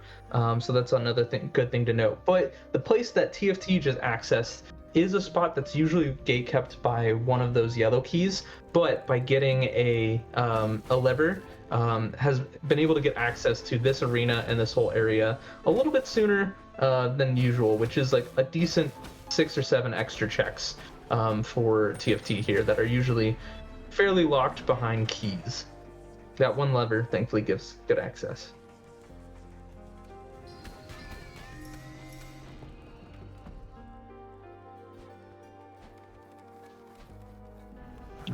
Yeah, and I feel like you explained this, but so the logic behind keys is you're expected to find all the keys before you use any of them, so you don't get like locked out of progression or whatnot. And I believe both runners have agreed to not break logic in that way with keys, so they will only actually use keys once they've collected all of them, or all of them of a single color. Thankfully, some keys can be completely and totally bypassed. I'm thinking of like the key that TFT just bypassed, as well as there is another one that is in the dungeon area that can be completely skipped as well. Oh, Pimpus is putting out the cursed prediction. Steadhone is the secret boss at the end of the game. That is pretty difficult, and the runners have to get a couple checks in order to allow for it. They need nighttime as well as a specific mysterious locket in order to get access. And just like the other checks I've mentioned, I do feel like things like to hide at Steadhone that are progression. I have gotten quite a few of my giant souls there. It's almost like maybe Pimpus, made the logic a little spicy. Snuck some things in there for fun, just doesn't tell anyone. I don't know if TFT got the seed at the bottom of this room. I know, actually, I do remember seeing him do it. He did get that seed, but that's an easy thing to forget when you haven't done a lot of rando, or hundo.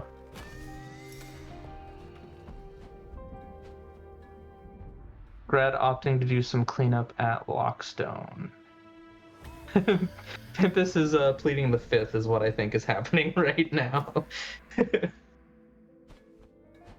Okay, so this will be the Stranded Sailor checks and for Grad. Well, actually, Grad's done a decent amount of Sailor already. Mm-hmm. So this might just be Castle Lockstone cleanup, because there have been a lot of Lockstone levers since the first time that they were visited. I believe that was the yellow key 2 and 3 of 3 for Grad. Yeah, potentially. The way to check that is actually by visiting those locations to see whether or not you will see, as you can see, the 4 keys that show up right here for the pink keys. So that means that there's 1 pink key missing for Grad. Similarly, you can see 2 keys on TFT's screen for the manor, the yellow keys. Unless... No, I definitely watched him get access to the dumbwaiter, so he didn't get the 3rd key. Who Grad? Which, the last crow. No, TFT. TFT. Yeah. So this is a mob in the game that the devs do have a name for, but the community has agreed on a better name for it. and that's happened a few times in this game. We don't have to talk about all of them, but I believe they call them hefty chonkers. It's something Chunky like that. Dodgers. Chunky Dodgers. Hefty Chunky Dodgers. Thank you. You know what? It's something like that. It's good, but it's not as good as halberd. It's a spear wielding bird. Of course, it's going to be called halberd, and so we opt to keep that. Also, speaking of puns, we're passing the grave of Lord Theodore, who The is Lord one of of the the Lord of Doors. Doors. Theodore. Of course. Lord of Door golf claps for that wonderful name. I appreciate both of you being ready to fact check me on the name of that mob. You know, I really appreciate that. Grad, Rest assured, I know all of the dev names for all of the enemies. Grad thinks that he got this lever, and actually I do see that he does have this lever. I do believe this is like a glitch that happens in the game. If you revisit the area, it'll be open. This has happened to me in the past. So I can see Lockstone North puzzle lever, which theoretically should be that lever, but the gate's still up. So I do believe a save and quit, or even just leaving and re-entering the door should open that gate. It does mean a decent walk back, though. He doesn't know if that's the name of the lever, though, so he's checking some other potential levers instead, I think, which is unfortunate. It's not a common issue to happen, but it does happen. In fact, I think I locked myself out of progression one time at Lockstone for something similar before I learned that that can happen.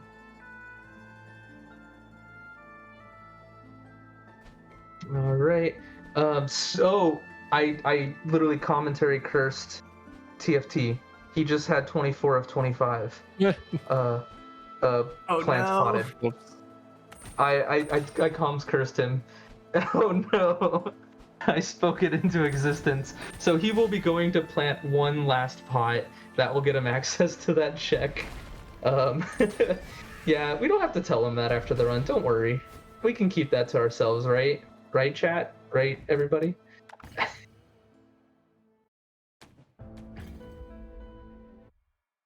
Pimpus is confirming that, yeah, sometimes, even if we get the check, sometimes it doesn't activate, maybe potentially in the same area.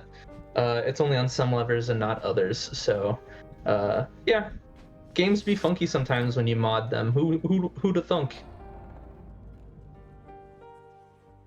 Alright.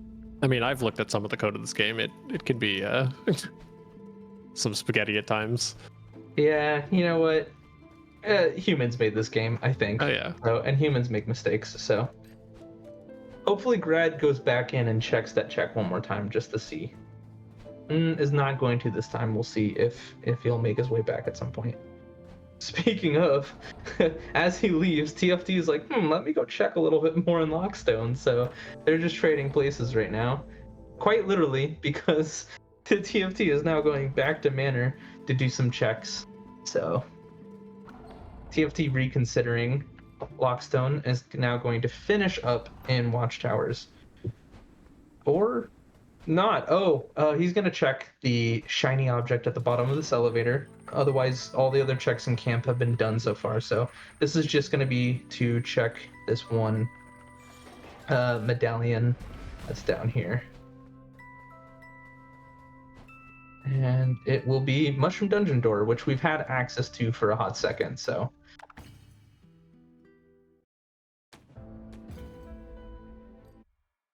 Ooh, that's a nice little friendly accident from Grad. Got hit by the waltz pot and then just got a free ride. Usually you have to chase after. Whole arena, yeah. Yeah, exactly.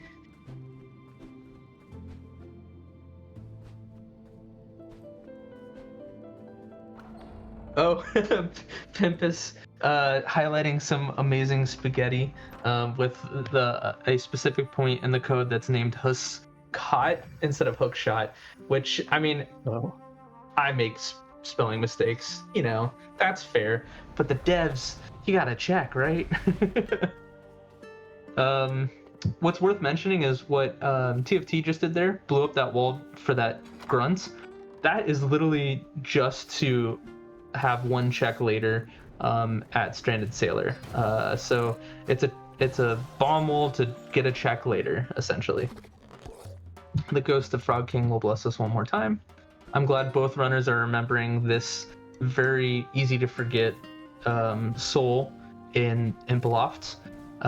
We somehow avoided 2 people going through Imploft without talking about how much the speedrunning community hates that room. Yeah, it's not nearly as bad in Rando, is it? No, But not yeah, really at it's a all. very infamous room for sure in a speedrun context. Yes, very RNG heavy, we'll say.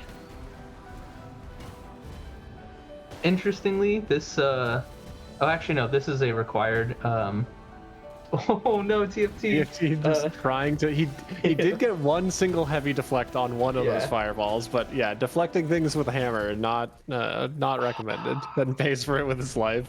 Yep.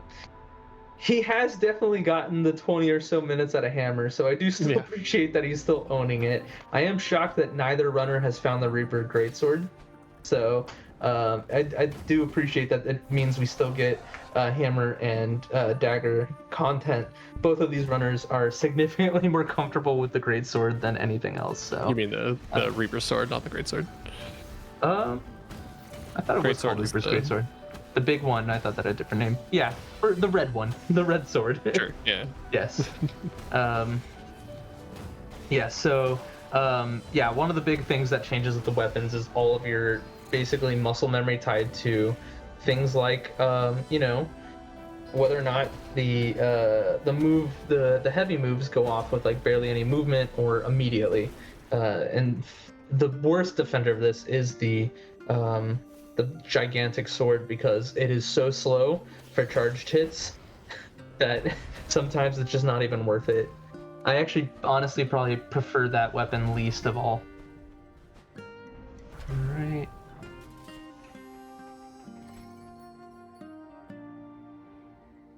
Both runners are basically just double checking checks that the other has already done, so we're basically powering through to get the last giant soul in order to run to the end of the game. So it's basically whoever first gets that last soul. Wait a tick. Where did TFT get the Betty Soul from? Because TFT has Betty Soul and Grad has Frog Soul. Was Betty Soul not the first one that they both got like way earlier in the game? No, that was Grandma Soul. They both have Grandma. And TFT has Betty, and TheDancingGrad has Frog King. So they both have one of the two souls that are 2 of the 3 souls, and are missing one of the other ones that the other one has. I'm not sure where that was picked up, but given that they're both sort of covering each other's ground, presumably they'll both find it here. Finding it at some point. I've been trying to look for that last giant soul, but I might have 2 of them. I think Grad just got it. It was in Ceramic Manor. Grad's in Gobo. So, yeah, absolutely. So we'll see Grad powering toward the end. We'll see possibly some quick upgrades right before. Yep, verifying that he has all 3. Yeah. I believe, because we watched him fight. Yeah, he fought Guardian of the Door, so he's got access. So, yeah, so he TFT probably just needs to find his way to Flooded Fortress, which is where the last soul he's missing is. Yes. Okay. Okay. Good. Now that I remember that. Yeah, which he might be going to soon, but this is essentially Grad's game. It's about 10 minutes though to get through all of these bosses at the end of the game. So, barring any unfortunate deaths, Grad not being used to using daggers, this might be his game to take. Well, his game to get disqualified from for not using hammer. Yes, right, for not using hammer. Yes. Like I can ping him in Discord. It like we can start meddling. Yes. I think at least for, Lord of Doors it would make sense. I mean, he does have a very long cutscene to sit through. We can This is about 2 minutes. Undeafen him. We can make it happen. Incidentally, if you in the chat are new to Multithon and like what we do, or if you want more updates on the service dogs we've named, or if you also would like us to bully our speedrunners into doing cool things instead of optimal things, you can feel free to type !Discord in the chat to join in. We also have a great community of gamers looking to play together, including lots of Archipelago and other co-op games. Truly, there is so much Archipelago happening at any given moment in and around Multithon. It is a spectacular thing to see. You love to see it. Hi, Death. All right. Do we have any other donations while we have this long cutscene playing? I have a curious donation here while we interact with Death. It is an $11 donation from one Crow Morbid. Curious, I don't think I've seen that name before. He says, Sounds dog silly. number 3 consideration, Storm. I like what you're putting down, Crow. And shocking me, Upper, our runners, everyone here, that did of course go to Petting the Dog in Bow Path of the Teal Lotus, which is our next run up, and which now seems to be drawing ever closer. Pet the Dog in the lead by about $130, but there's still time. I believe in the frame savers amongst all of us. Surely, this is me beseeching you.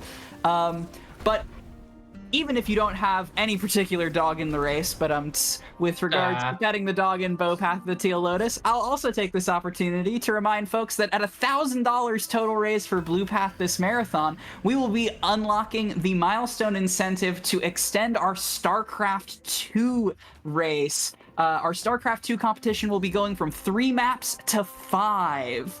So be sure to get those donations in. You can find the link by typing !donate. And now back to Grey Crow. Fantastic. Yeah, this is Grey appreciate Crow. that. This is the penultimate boss in the game. This is our supposed friend who has gone insane and is fighting us to a very, very sad piano tune. I don't know if we can call him a friend. The first thing he does is beat us across the head and steal from us. Sure. And then sends us on a fetch quest for the next, 4 hours. So I don't know if I have friends like that. And if I do, I might not be friends with them too long.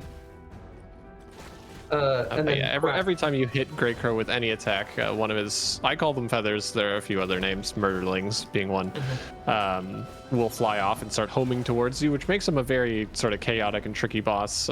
They can definitely spawn directly on top of your head, which is really unfortunate. But yeah, it's a really interesting fight. I like this fight a lot. This is it's probably my favorite fight in the game.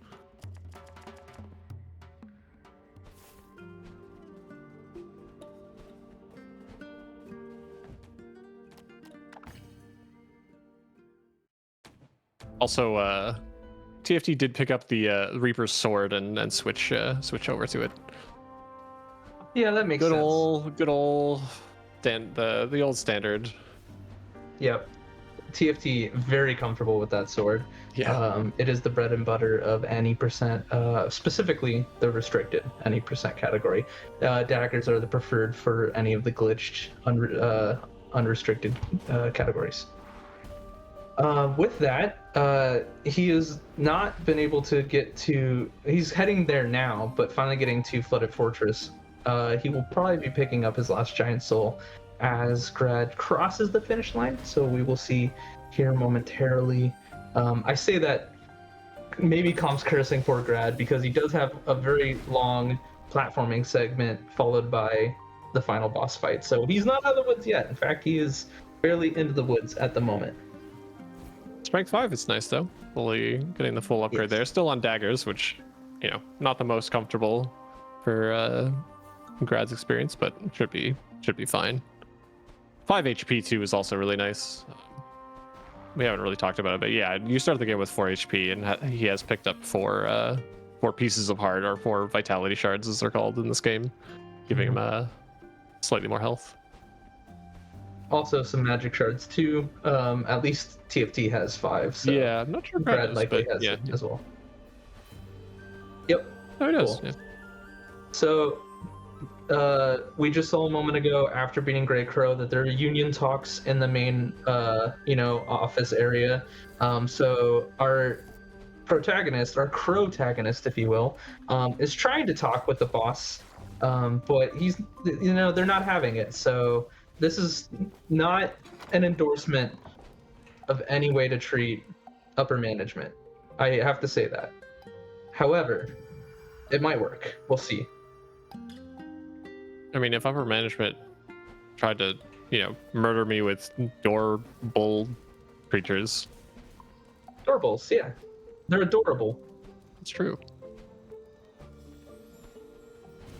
But yeah, this is the gauntlet where we have to chase the Lord of Doors through a very long section of both platforming, alternating platforming followed by combat segments in various arenas that we've seen throughout the game, which is really cool. I really like this section a lot. It is, however, very long, and if you die during it, you have to start it all over again. Even if you die trying to do the last hook shot to the last door, you will have to do the full 3-minute run again. I'm not speaking from experience at all. Don't worry. Oh no! Don't worry Yeah, about nope, it. never happens to anyone. No one on this couch or these runners has ever lost a speed run to the final moment you can have a 3-minute reset before the final boss Never. fight starts. Nope. We're only crow gamers here. Mm-hmm. What's really cool is this fight is a tour through all the different areas of the game so far as we fight the Lord of Doors in each of these different domains. They also get an ability in each section that sort of apes the abilities of each of the giant souls that we fought in each of those areas. They're not direct correlations, but they have that same kind of zest of those bosses. I mean, they are including pretty much the same, other than the frog one, I guess. But like, this Betty roll is pretty on the nose, and the Betty's on the nose. Grandma doesn't throw pots directly the same way, but it does throw pots, so it's pretty similar. And then we'll see in the final fight that he will also borrow abilities from the Silent Servants as well as Guardian of the Door. So really truly is like a conglomeration of all of the things that you've had to face so far. Love it when the developer does nail it. Yeah, it's a really cool final section. Grad making quick work of the gauntlet so far. It's very, very textbook. Love to see it. Just coming down to the final fight. Meanwhile, TFT has finally entered Flooded Fortress. We'll be finding one specific giant soul here momentarily. Betty, I believe, right? Yeah, it was Betty, and I'm not sure where it was. It was somewhere along this path, though, not in the fortress itself. So we'll be potentially getting that pretty soon, I imagine. Shrine coming up in a second, potentially. Yeah. So, all right.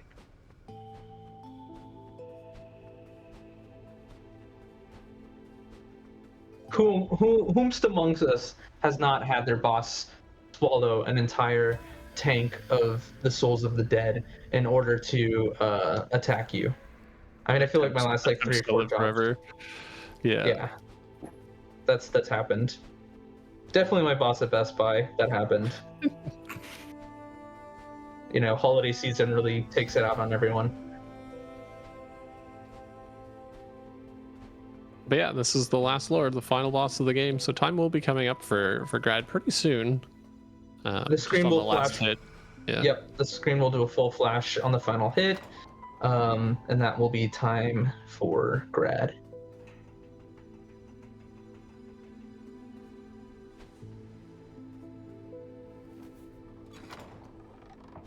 Yeah, a couple little bits of speed tech going on. Grad is luring, deliberately standing behind the last Lord so that he'll do his sort of backhand swing attack, which can save you a little bit of time, rolling through lasers to end that attack early. Yep. TFT got the last giant soul, the Frog King giant soul. It was the watchtower center lever, basically like smack dab in the center of Flooded Fortress. With that, he will also be running into the boss gauntlet, starting with Grey Crow. So, all things considered, fairly close race. It is still technically Grad's to lose. It's not necessary. Nope, never mind. There we go. That's time. Time for Grad. Yeah. Cool. 45 flat, pretty much. Pretty quick rando. Obviously, you see our estimates 3R15. The randos in this game can take pretty long, depending on the logic. As we have a classic rando situation in our hand, I'd like to let our viewers know that I am in touch with production, and we are cooking up, perhaps if the runners are amenable, something for after this rando wraps up. But in the meantime, some energy for TFT. Yes, please get all of the energy in chat. Oh, cool. We will be seeing TFT did pick up the sword, so we can see some, hopefully some really high-level speedrunner endgame bosses here, which will be a good show. TFT is very good at this boss.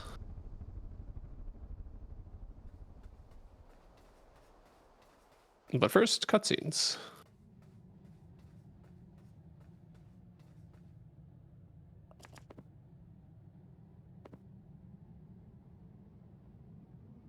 While we once again revisit death, I will just take an opportunity to say, if you're just joining us, friends, welcome to Multithon Rivals 2024. Multithon is a speedrunning marathon focused on co-ops, races, relays, or anything that shows the power of teamwork. Our core belief is that we are better and faster together. Multithon Rivals is here to take the idea of togetherness and mix in the spirit of joyful competition. In addition to the co-op experience, expect to see racing, bingo, competitive relays, tournaments, and more. We are better together, even as a friendly rivalry. Sick. Select day on TFT screen. Actually standing out and about, you know, one of the only time you get to see him out of his carriage, just chilling, getting that rest on his poor legs. We didn't get to see Arm Day because no one went up to camp of the Free Crow. Someone did like reverse that climb, like camp to get backwards into Castle Lockstone. But Okay. I don't remember who. Yeah. Well, yeah. When you do it reverse, Yeah, Leg he Day doesn't doesn't have jump the at you, chance right. to jump, sadly. Or Arm Day. I apologize. I can't believe I messed up their names. How could I? Arm Yeah, you Day. got it right. Oh, you said Arm Day the first time. Yeah. Yeah. Hopefully. TFT making short work of our Grey Crow bestest here. friend in the world, Grey Crow.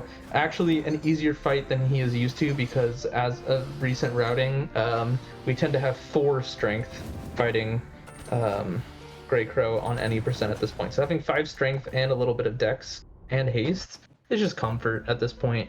Yeah. So make short work of the old man, and is going to quickly jump into the gauntlet. Yeah, very clean Grey Crow there. Making really good work, really good use of the murderlings or the feathers. Deflecting, we haven't really talked about that, but whenever you deflect a projectile with your sword, it deals, or with any weapon, it deals double weapon damage. And if you do a heavy attack, your heavy attack deals double damage, so you're getting like quadruple damage. So in any case, deflecting projectiles good, and TFT did very good use of those projectiles to end that fight a little bit quicker.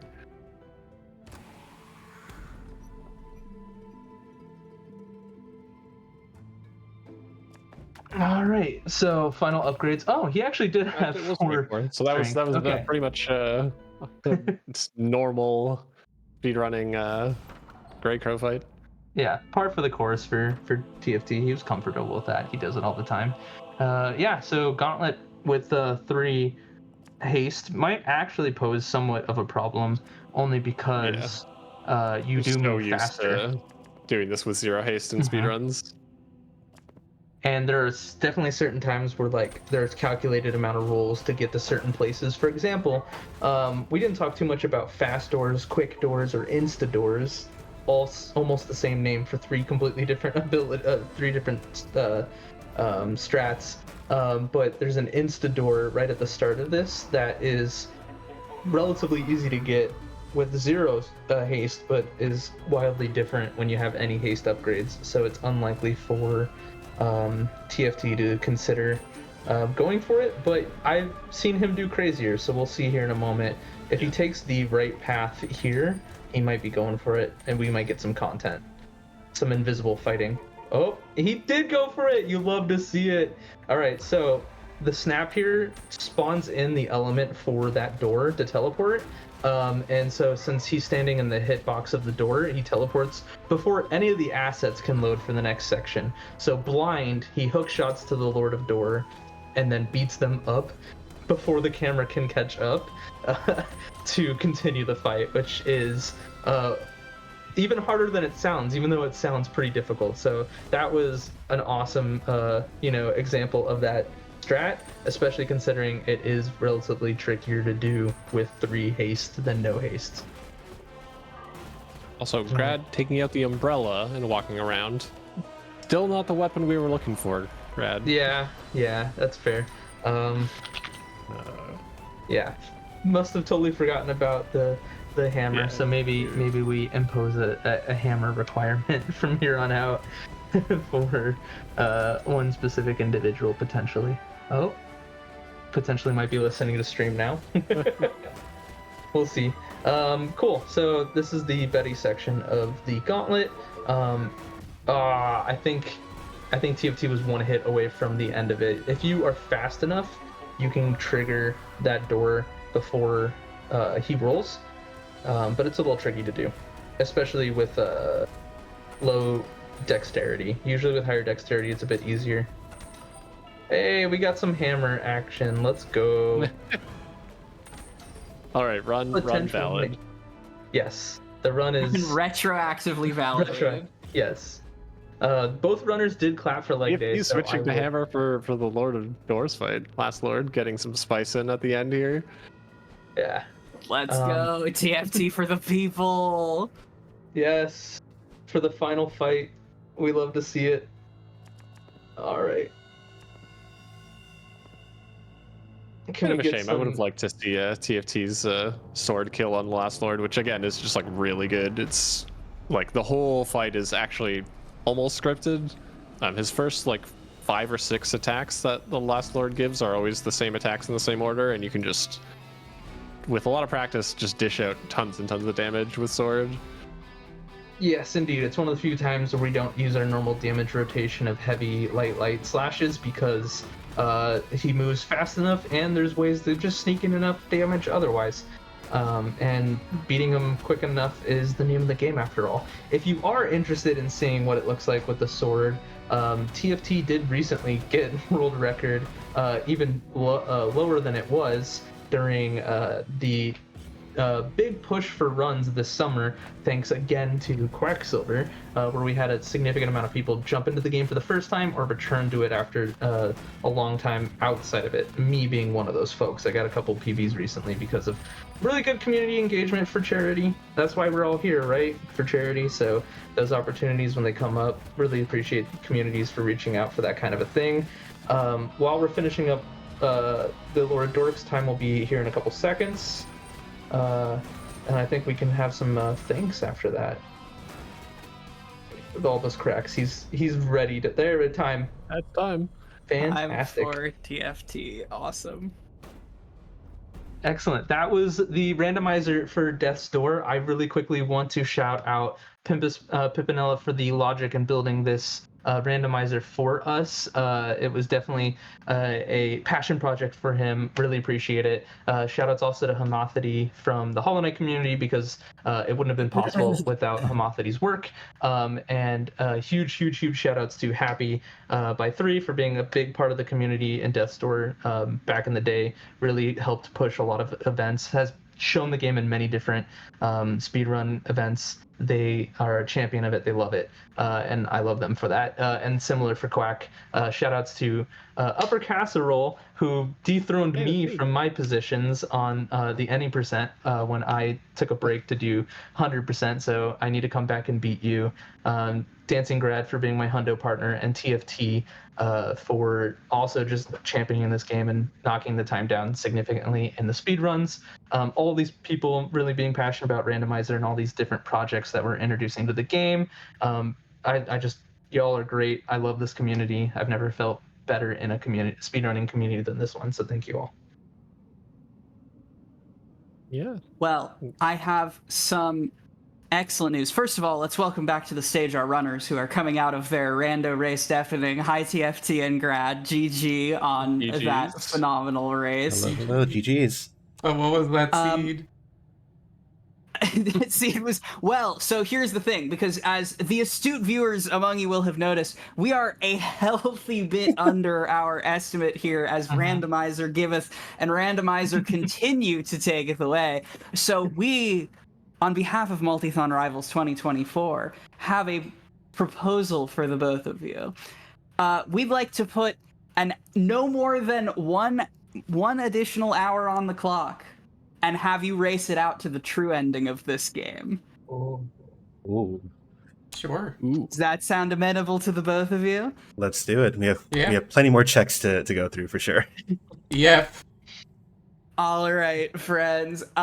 Also, I would like to, this was not discussed with production, but we will be penalizing Grad for not equipping the hammer. Listen, You are going to be starting with the hammer We in had- this second tier of the race. we had an agreement that if- if it were the second weapon, then we would do it. It was the third weapon, thank you very much. We had the umbrella second, just saying. Umbrella doesn't count. It's not a weapon. It's to help you out on a rainy day. Uh-huh, I see. Yes.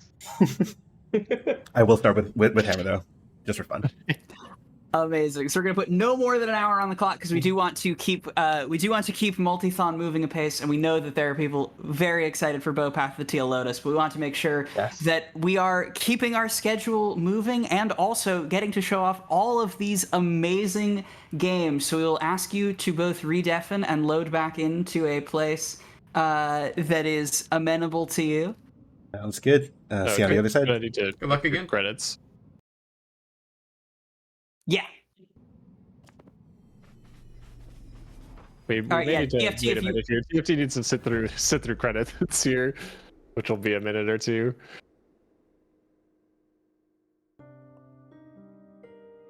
Well, while this is happening, just a reminder, because we talked about this a little bit before, but the requirements for the true ending is to get what is called the truth ending. So that requires the runners to get the 7 tablets of knowledge. There's 7 of them, 7 different colors. We've seen them grab a couple of them throughout the race so far.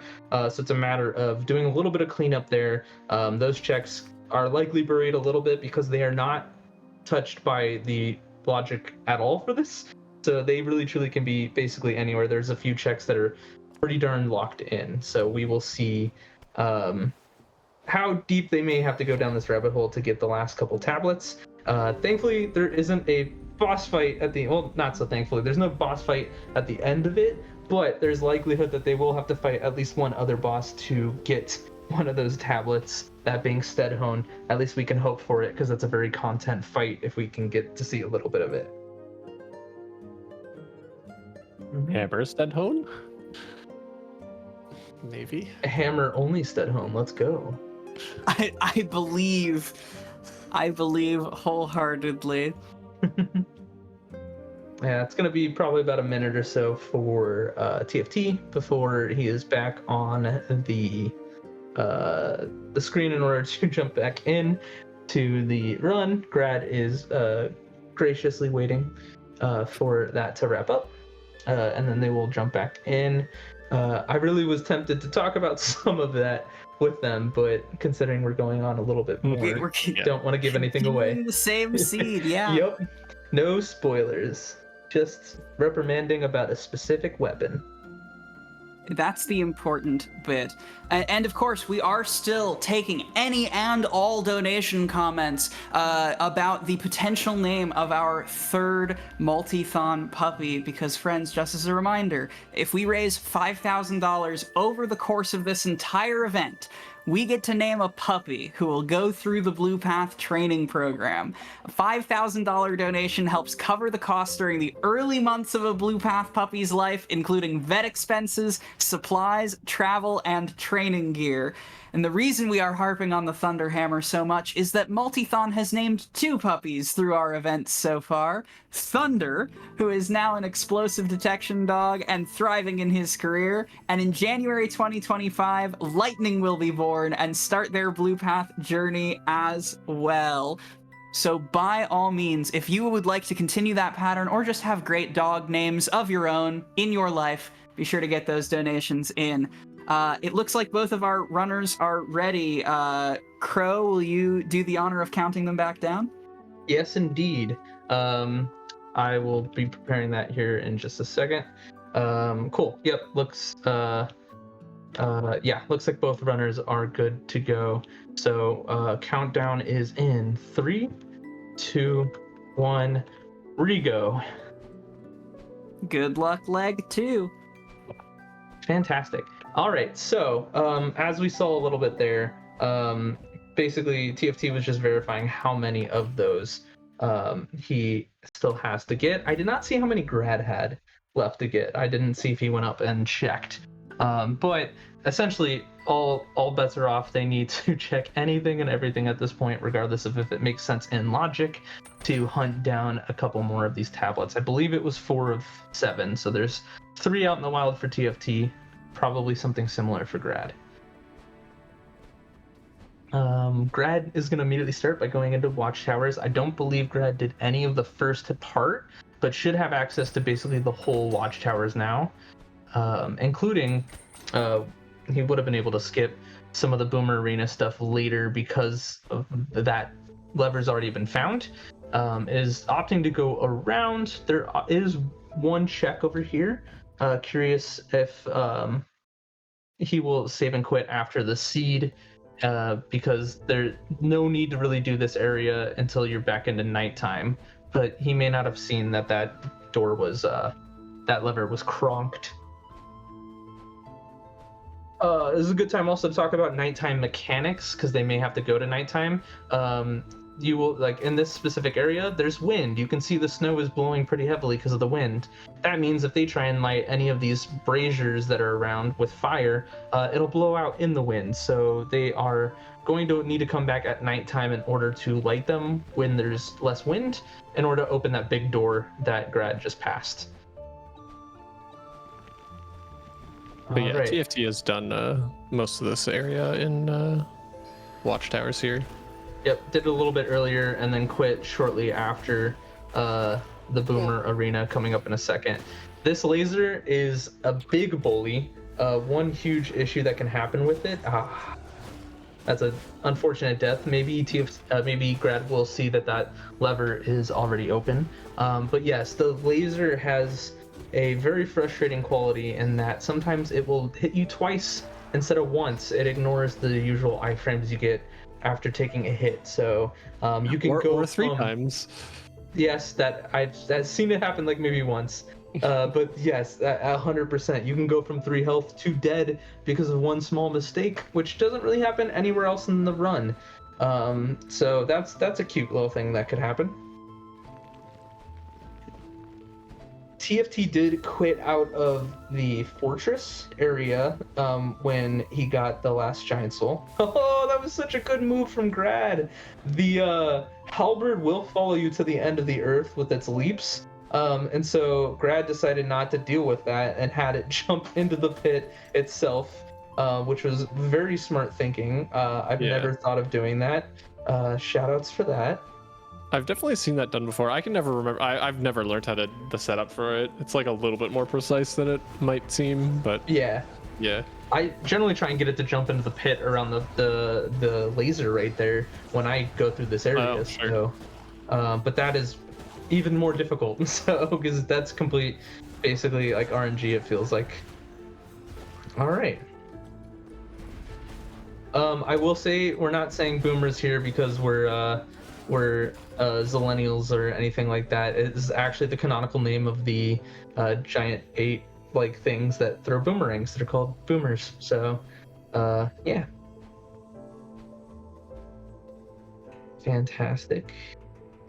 All right, does Grad know the secret roof strats that I just learned about, or will he drop off of the higher rampart like I usually do? Aha!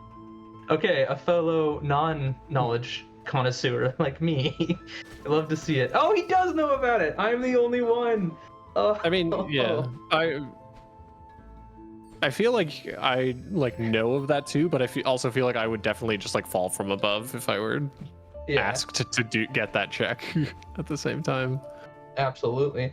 Now the question is, yes, does he know? Yeah. So if sometimes that grunt will jump into the pit after you and you can't hook shot back and you have to save and quit, but thankfully it behaved there and Grad was able to go that direction. Grad also realizing that lever was pulled, so he can quickly get that check without having to go through the entire ice skating arena.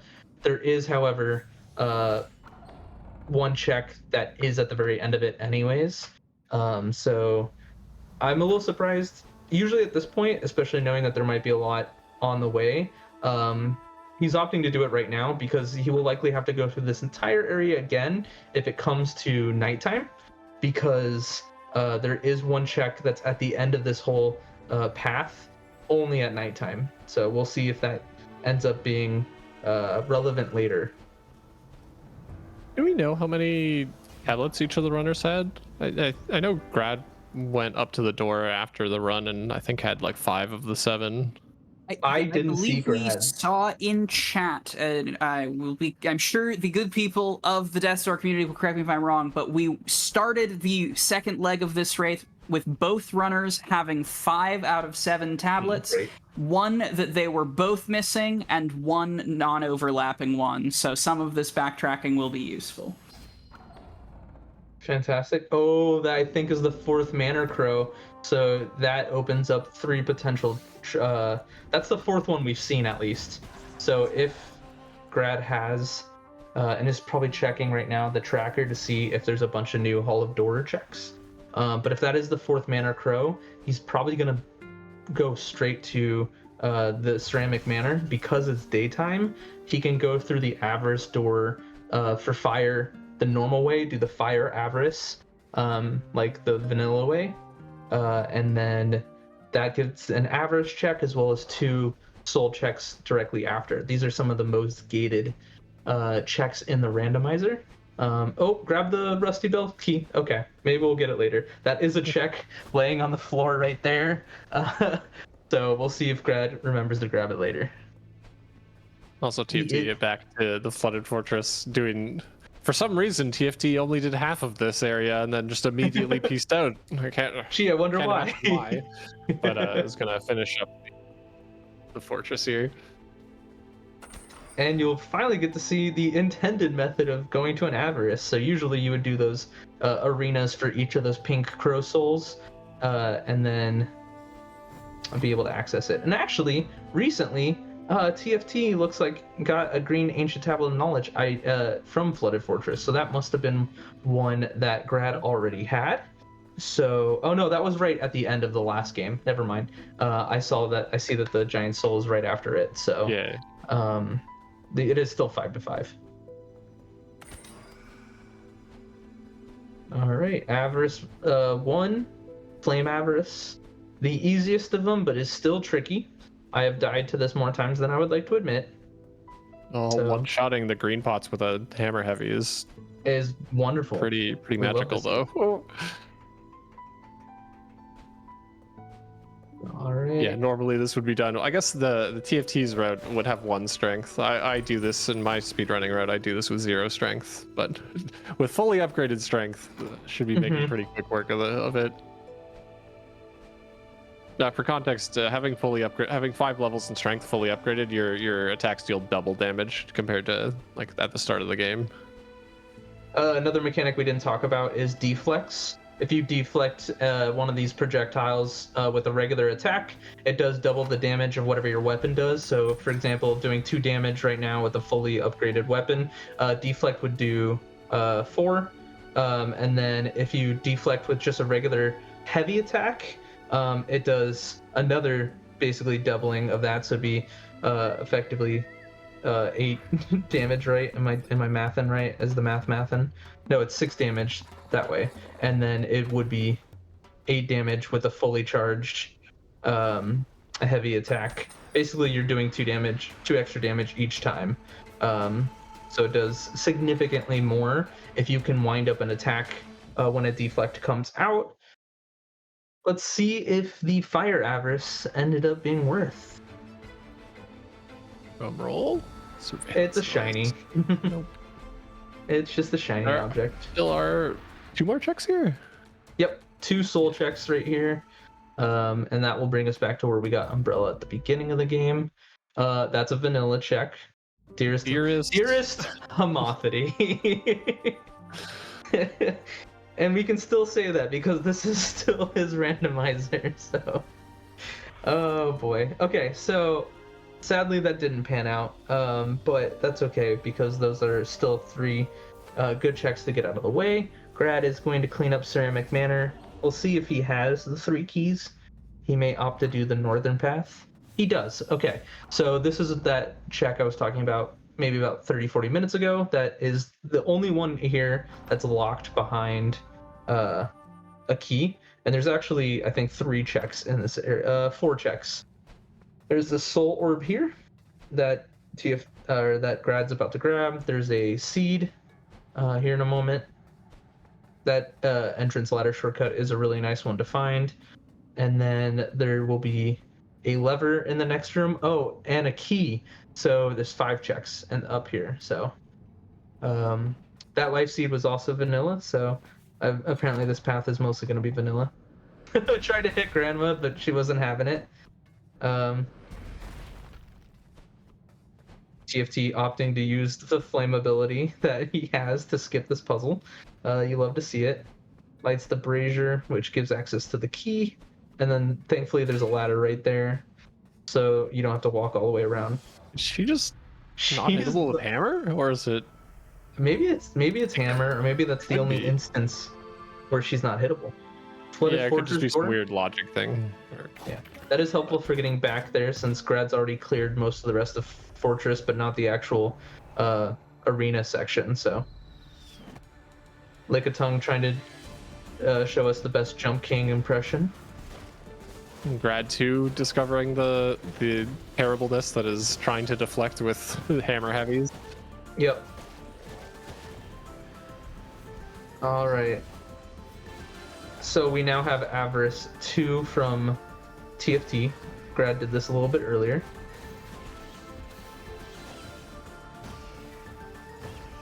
Ceramic Manor ended up not panning out, sadly, but it's yet another thing to clear off the list, thankfully. He I don't believe has anything else to do in, well, actually, he's probably checking the tracker, but I didn't see if he got the old photograph. But I don't see a light anymore on that door. You'll see those red highlights on the doors. That means there is still something obtainable in that section. So Grad didn't fight Grim earlier, so we'll take that time now. Thankfully with a bunch of upgrades, so we'll probably beat her up in record time. Let's see if regular grandma is, or if actual grandma is susceptible to hammer. Yes, absolutely. In her house where she's apparently just immune.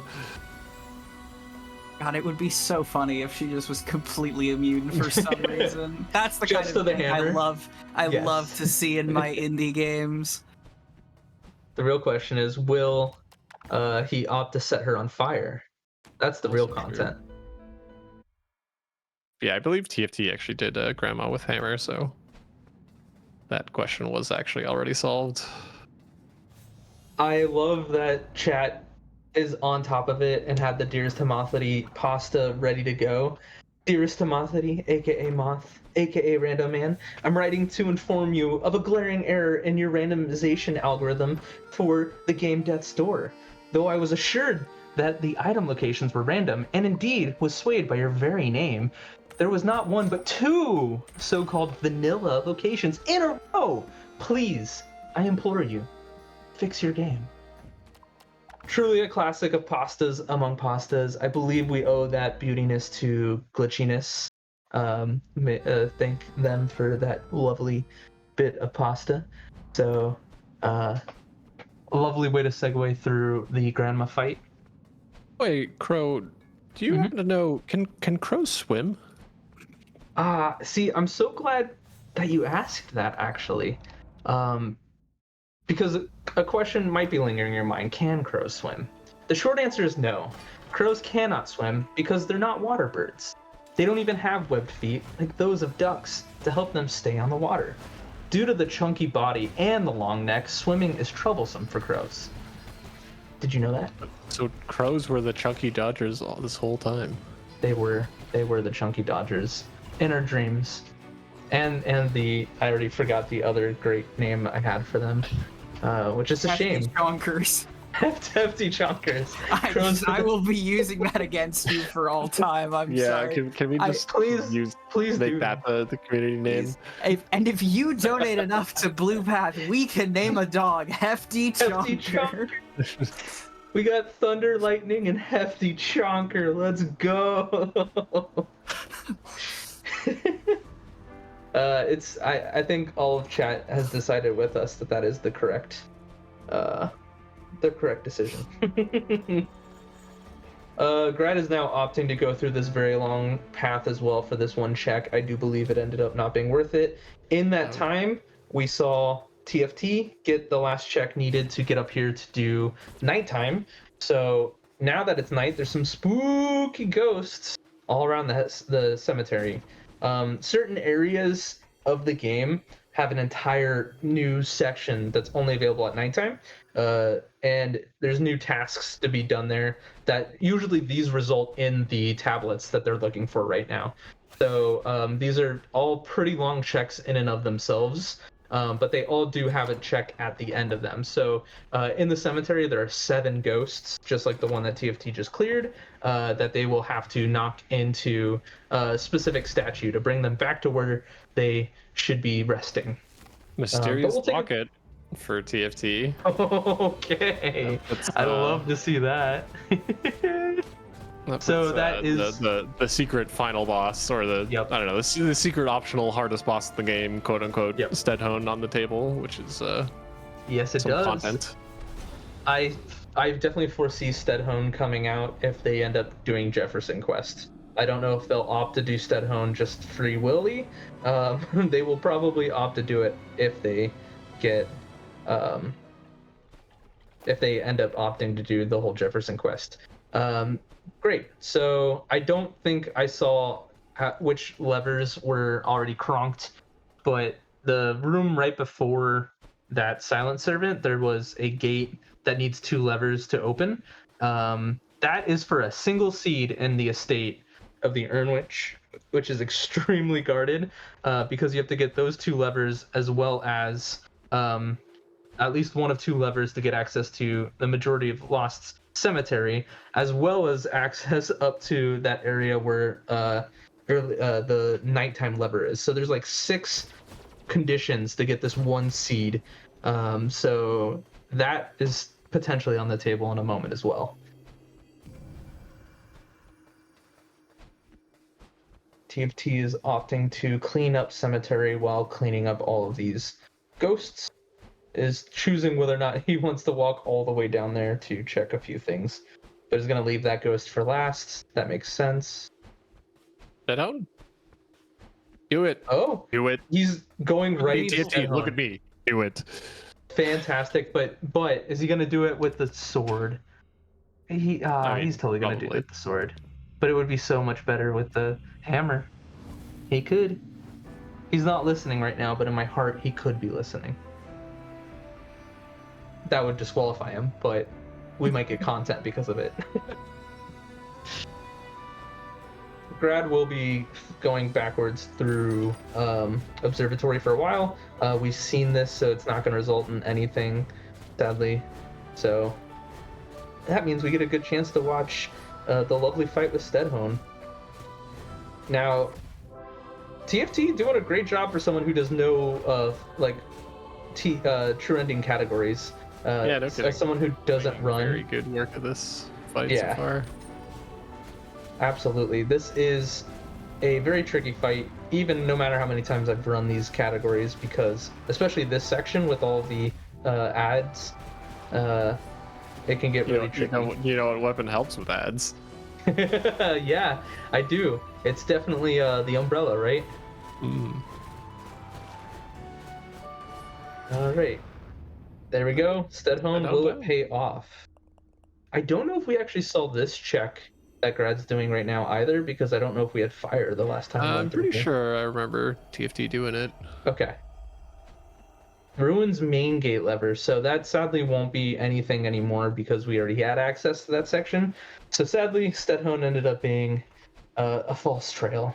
But it's okay. That may have reminded him to do Avarice 4, the secret Avarice. That's only at nighttime, and it's right where that gate is. Fighting Steadhone is its own reward. It is. You know, he did it for the clout, and we love him for that. Hey, Pink Ancient Tablet. There we go. So that's 6 of 7 for TFT. So he will just need to find the last one, and then he can rush the last fight. I believe he's just healing. Great. that does signify to me he's probably going to go for Avarice 4 now, followed by there is an owl, a spooky night owl, if you will, that he'll be able to interact with here in a moment. It's another tablet option. There are 3 different locations in the game where you can find a spooky owl chilling at nighttime, and the owl will give you a third of a tablet each time. But in this, all 3 of those are actual checks instead of having to get all 3 checks for just one item. So we'll see at least 2 more checks here if he doesn't opt to then do the green Smo arena, since he did not finish that earlier in the run. So he still has a decent amount of cleanup to do here. Also, TFT 0 for 2 for lighting the leg day torch from the elevator. SMH. Yeah, SMH. It's trickier than it looks, but you know, yeah. Avarice number 4, the hidden Avarice. This one likes to throw anything and everything at you. It's the highest level enemies, and it's all of the enemies all at once. So it's truly a really fun time, I think, even if it is a little bit hectic, to say the least. You have to fight at least 1, if not 2, of every type of grunt, while dealing with an elite archer, who really like to just shoot tons of arrows in your face, followed by a Smo with 2 fire mages at the same time, as if the Smo wasn't annoying enough. You have 2 walls of fire coming at you. Thankfully, so powered up that the fire mages die pretty quickly. A gold hammer bro with 2 mama spiders, and their leap rate is so much further than regular spiders. And the more you damage them, more regular spiders spawn. Spiders in this game are a huge source of RNG, because they can choose the leap at any time, essentially, including when you're attacking them. Very smart for TFT to take the time to clear out the spiders, because they can truly be a huge source of pain in this last round, where you have 2 of every type of mage coming at you at the same time. I think only 1 purple mage. And like 1 bat. And a single bat. That always hits me. Don't forget. Don't forget the bat. 1 bat. It has killed me at least twice in this Avarice. Grad is opting to do is good, but I think it's missing something. What can we add to Avarice? Oh, I know. 1 bat. A single bat. They had to hit every enemy type. Oh, that's not true, because they don't have boomers and they don't have honky chonkers. Yeah. Hefty chonkers. How did I invent it? Getting worse. It's getting worse every time. Worse or better? So I'm just thinking of a hefty chonker to a honky tonk piano soundtrack. That's really going to be the final version of this. Grad sadly has not gotten nighttime yet, so it's just cleaning up the rest of dungeons and daytime checks. While TFT opts to finally revisit Green Smo Arena. We saw earlier that this didn't end up really being much for Grad. With that being said, it could have been a tablet that I forgot about. I don't know if they had the same tablets. Certainly could be. Yes, That wouldn't have been exciting, given the original plan for this window. Yep. Making real quick, you know. And Grad's about to pick up the sword. Yes, he'll be very happy to see that. Will he actually switch, or will he honor us with more hammer to, you know, as penance, to atone for his transgressions? All right. I was wondering why both runners opted to go to the orb first, because I usually get the shrine first, and then the orb is right near the entrance, so it's really easy to get right back into checking some other nighttime checks here. I mean, if they're gonna save and quit out, I guess it doesn't matter. Like you do ordinarily, you do it in the other order because of Jefferson, I suppose, right? That's true too. Usually when you have Jefferson, which you may see in a moment, chat, if you've heard us mention Jefferson many times. Ooh, another vanilla check. Basically during the Jefferson quest, if you save and quit, you quit out of the whole quest, no matter how far you are into it. No, I haven't done that accidentally. Don't worry about it. TFT is opting not to go talk to the owl. Interesting. You're already there. I figured he would. It is a bit of a walk, and if he doesn't have all of the levers to get him up to the top of ruins, it can be a pain. But it looks like he's gonna go for the corrupted antler, or back to fortress. Oh, he's going this way to get to the top. Yeah. I do believe it might have been Grad, but I thought he also got the shortcut, ruined shortcut lever that's right on the inside of, like right near the door. There's a ladder that takes you up near the camp of Mother's Camp. So I thought that they had already gotten that lever, but if he didn't see that or forgot about it, this is the other way to get to the top. It's a long way to the top if you want to rock and roll, you know, as a wise band once sang. Speaking of references, I'd like to refer back to something that Okay. Upper said a little while ago. I have a $10 donation here from a single bat. And they say, look, they asked me to be an Avarice 4. Was I supposed to say no? But more importantly than that, perhaps, a single bat has put that donation towards Save Those Frames in Bow Path of the Teal Lotus, bringing the gap to... Oh, it's still well over $100 in favor of Pet That Dog. But of course, if you would like to influence the outcome of the Pet the Dog versus Save the Frames bid war for our upcoming run of Bow Path of the Teal Lotus, the clock is surely ticking. So make sure you are clicking on that poll in Tiltify when you make your donations to support Blue Path. And thank you so much, everyone, for all the support this event. Grad picking up the purple tablet of knowledge from Mushroom Dungeon. That is interesting. Which check was it? Did you see which one? No, I didn't notice. And then also picked up the greatsword, which I don't think. No, yeah, wait. I saw the great. I did see the great sword earlier from. So TFT must have gotten that check probably because I believe TFT has the greatsword. There is a world where they each have different tablets because it's not something that like I double checked. Yeah. So if that's the case, then we do have the juicy potential of them having, you know, different, like basically treading ground the other one's already done to find tablets in that sense. So the one thing I also think, has Grad picked up the Rusty Bell Tower key yet? I believe he has, okay. yeah. Okay. So I he saw should him have walk by night it the access, first time. Yeah. Okay. Oh, the actual bell tower key. Like he he did grab that as well. Cool. But also Grad does actually have the bell tower key like item, and do we know I if believe he turn it has tonight. The estate access lever though? That's does he the not? other thing that he would need. That could be, yeah. Oh, Pimp is saying that actually Grad got the one that they were missing, the purple one. Could be. So that is the win condition. If Grad can find the one that TFT already found, which was at nighttime, but I don't think was a nighttime required check. So, Grad TFT doing will bomb give you, strats. yes, Let's Grad see. rather. The strat that you wanted earlier. Nope. Oh, never mind. It's a pretty precise setup to get it to work. But there's a way you can just get all of these boomers to die on their very first jump, get them to lure them onto the breakable ground.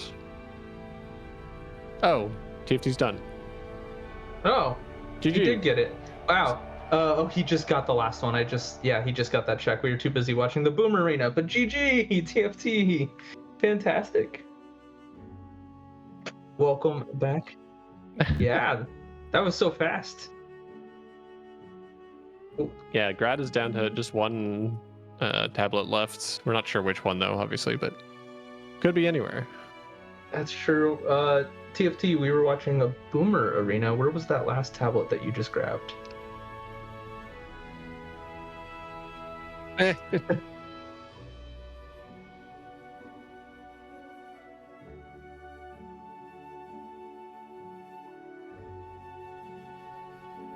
Grad has passed that path, so Grad likely has that already. So, yep.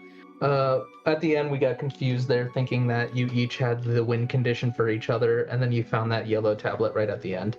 So, there is one other tablet. I'm just not sure which one it is that Grad is missing now.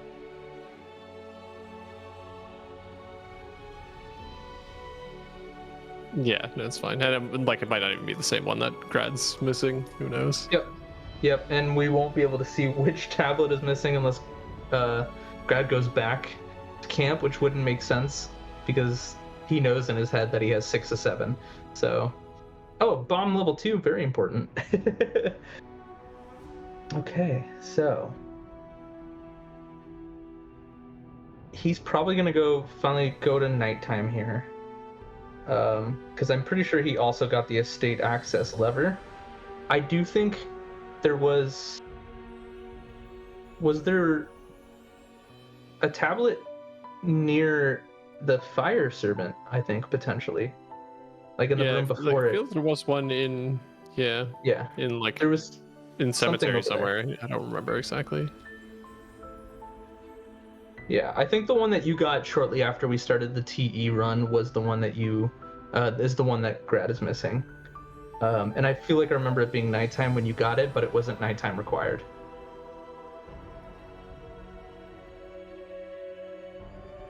Opting not to go nighttime. Okay.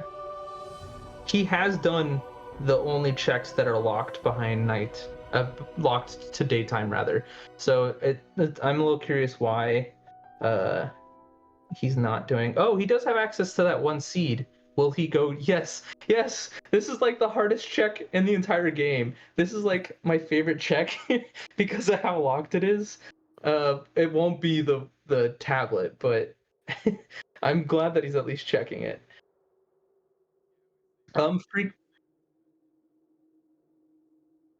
As a heads up, freaky eye warning on TFT screen for anyone who has like, aversion to giant eyeballs. It will pop up in a there it is. So try to get that warning before it happened. I forgot to do it for Avarice 4. It ended up being Souls. You hate to see it. All right.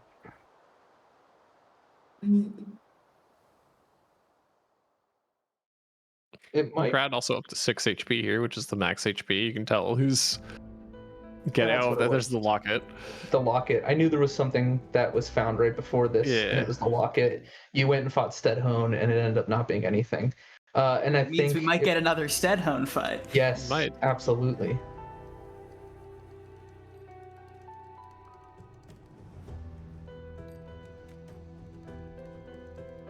Trying to think of what you did after Steadhone. Might have been Avarice 4 that you went for that after.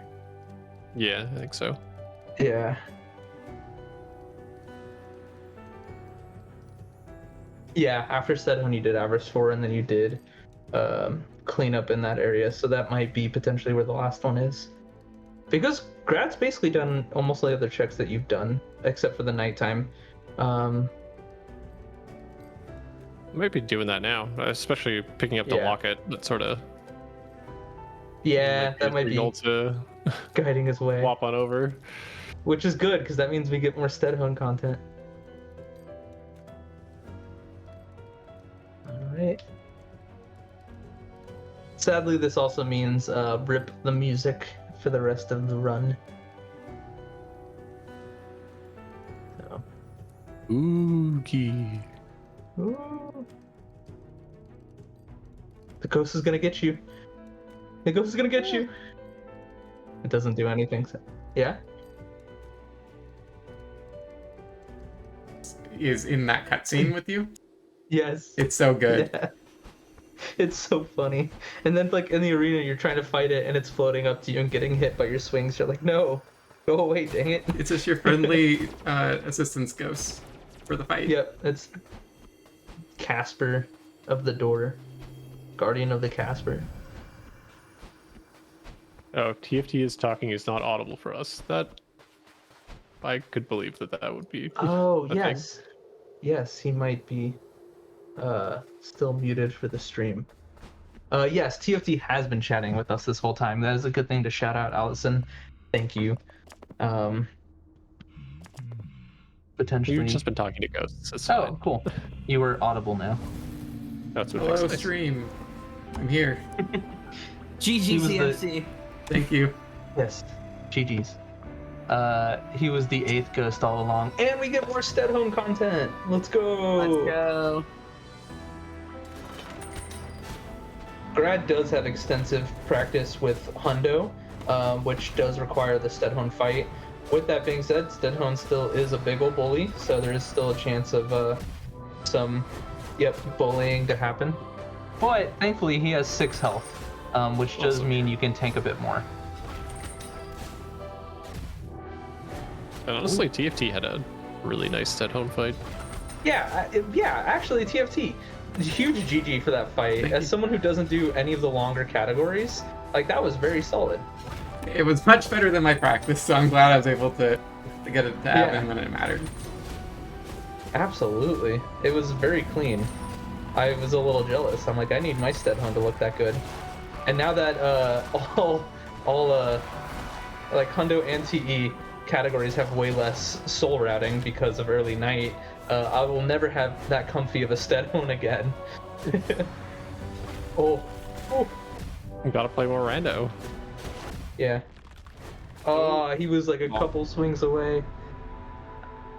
Alright, that just means more Steadhome content. Let's go. More Steadhome content. Can I share some additional good news? Please do. I know that the people on this couch, while we do not always see eye to eye, there are some fans of petting dogs in the audience tonight, I believe. I'm delighted to share that we have a $50 donation here from Nada, one of our upcoming runners for Bow Path of the Teal Lotus.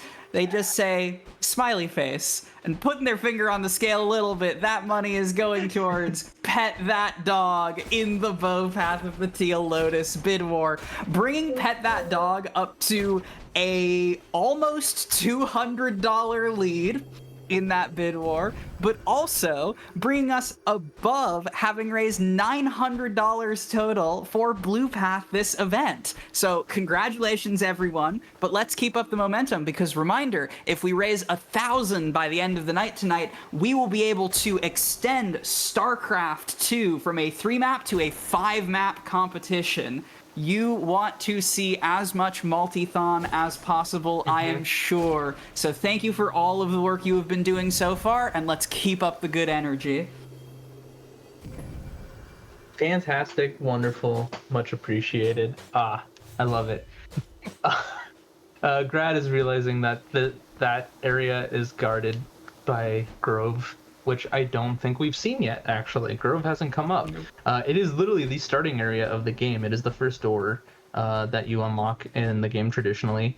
And there's only a few checks that are... there's 2 checks that are like locked behind it. So, unfortunate. Looks like he is opting to clean up a little bit more in this area, which means we may get a couple extra ghosts. I believe he's done almost everything else though here, so it may just be ghost checkup, like the final one here. I mean, he could go back to Steadhome, but you know. Yeah, that's true. You could also head over to Avarice or from here, I think. Also true. This ghost does like to misbehave. But you drop so much that even if it's relatively in the area and you fall down, it will float its way into the right hitbox. Brad eventually. hoping for a vanilla tablet of knowledge. As if that would ever happen. Yeah, No there's check not has been ever been vanilla. especially this seed. We haven't had one yet. I was actually reading something in the chat that seemed to imply that there was not 1, but 2 so-called vanilla locations in a row. In a row. That doesn't sound like it could bro. happen. I don't know. It sounds like if that were to happen, we would have to implore someone to fix their game. Dearest Pimpus, we're flipping the tables, trying to remind us that it's still Hamathi, just so that the eyes get away from you. I see your tricks there, Rando Man. What, is this even randomized? See, exactly. I was asking the same question. Yeah. I mean, we joke about it being at the Ghost tablet, but we're also hoping for more Steadhone, which is also a vanilla. Oh, Uh, Brad, it's a marathon. yeah, gotta be there for the content, right? Oh, it was it's this, this wasn't check it? right here. It is. It was. This is it. You're right. Yeah. Yes, I remember. Yes. Fine, skip This is Steadhone. it. We're still upset about it, but there it is. Grad's Go so vote, happy to go see vote.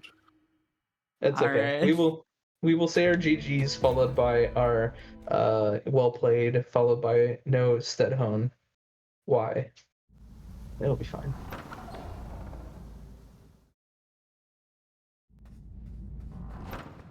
I do really appreciate that this ended up being a any percent victory for one Dancing Grad and a true ending victory for one TFT.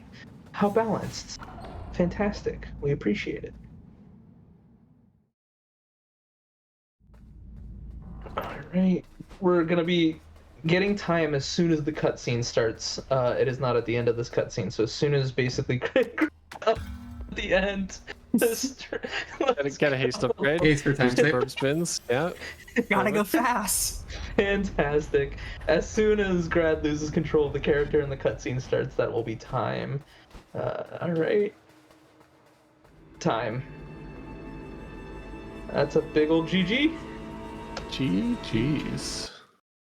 Not one, but two endings for both Yes. runners. 4, really, truly. We got 4 endings tonight. GG's, Grad. Grad, welcome in. Hello. GG's. You got it. It wasn't even Steadhone. We're still a little sad for no Steadhone finale, but it was kind of a Steadhone finale. So I tried. GG's to Tried that. my hardest. It was a good fight. It was a good fight. I think that was my yes. first death of the entire rando. Is that true? It might be. TFT had I had a a lot. number of deaths Yeah. actually. Oh yeah. I'm not sure. I don't remember if Grad had any. Yeah, I'm remembering deaths, but I think they were on TFT's side. Randomizer, you gotta fight Green Smell with like 3 strength sometimes, you know? It's tricky. So It's true.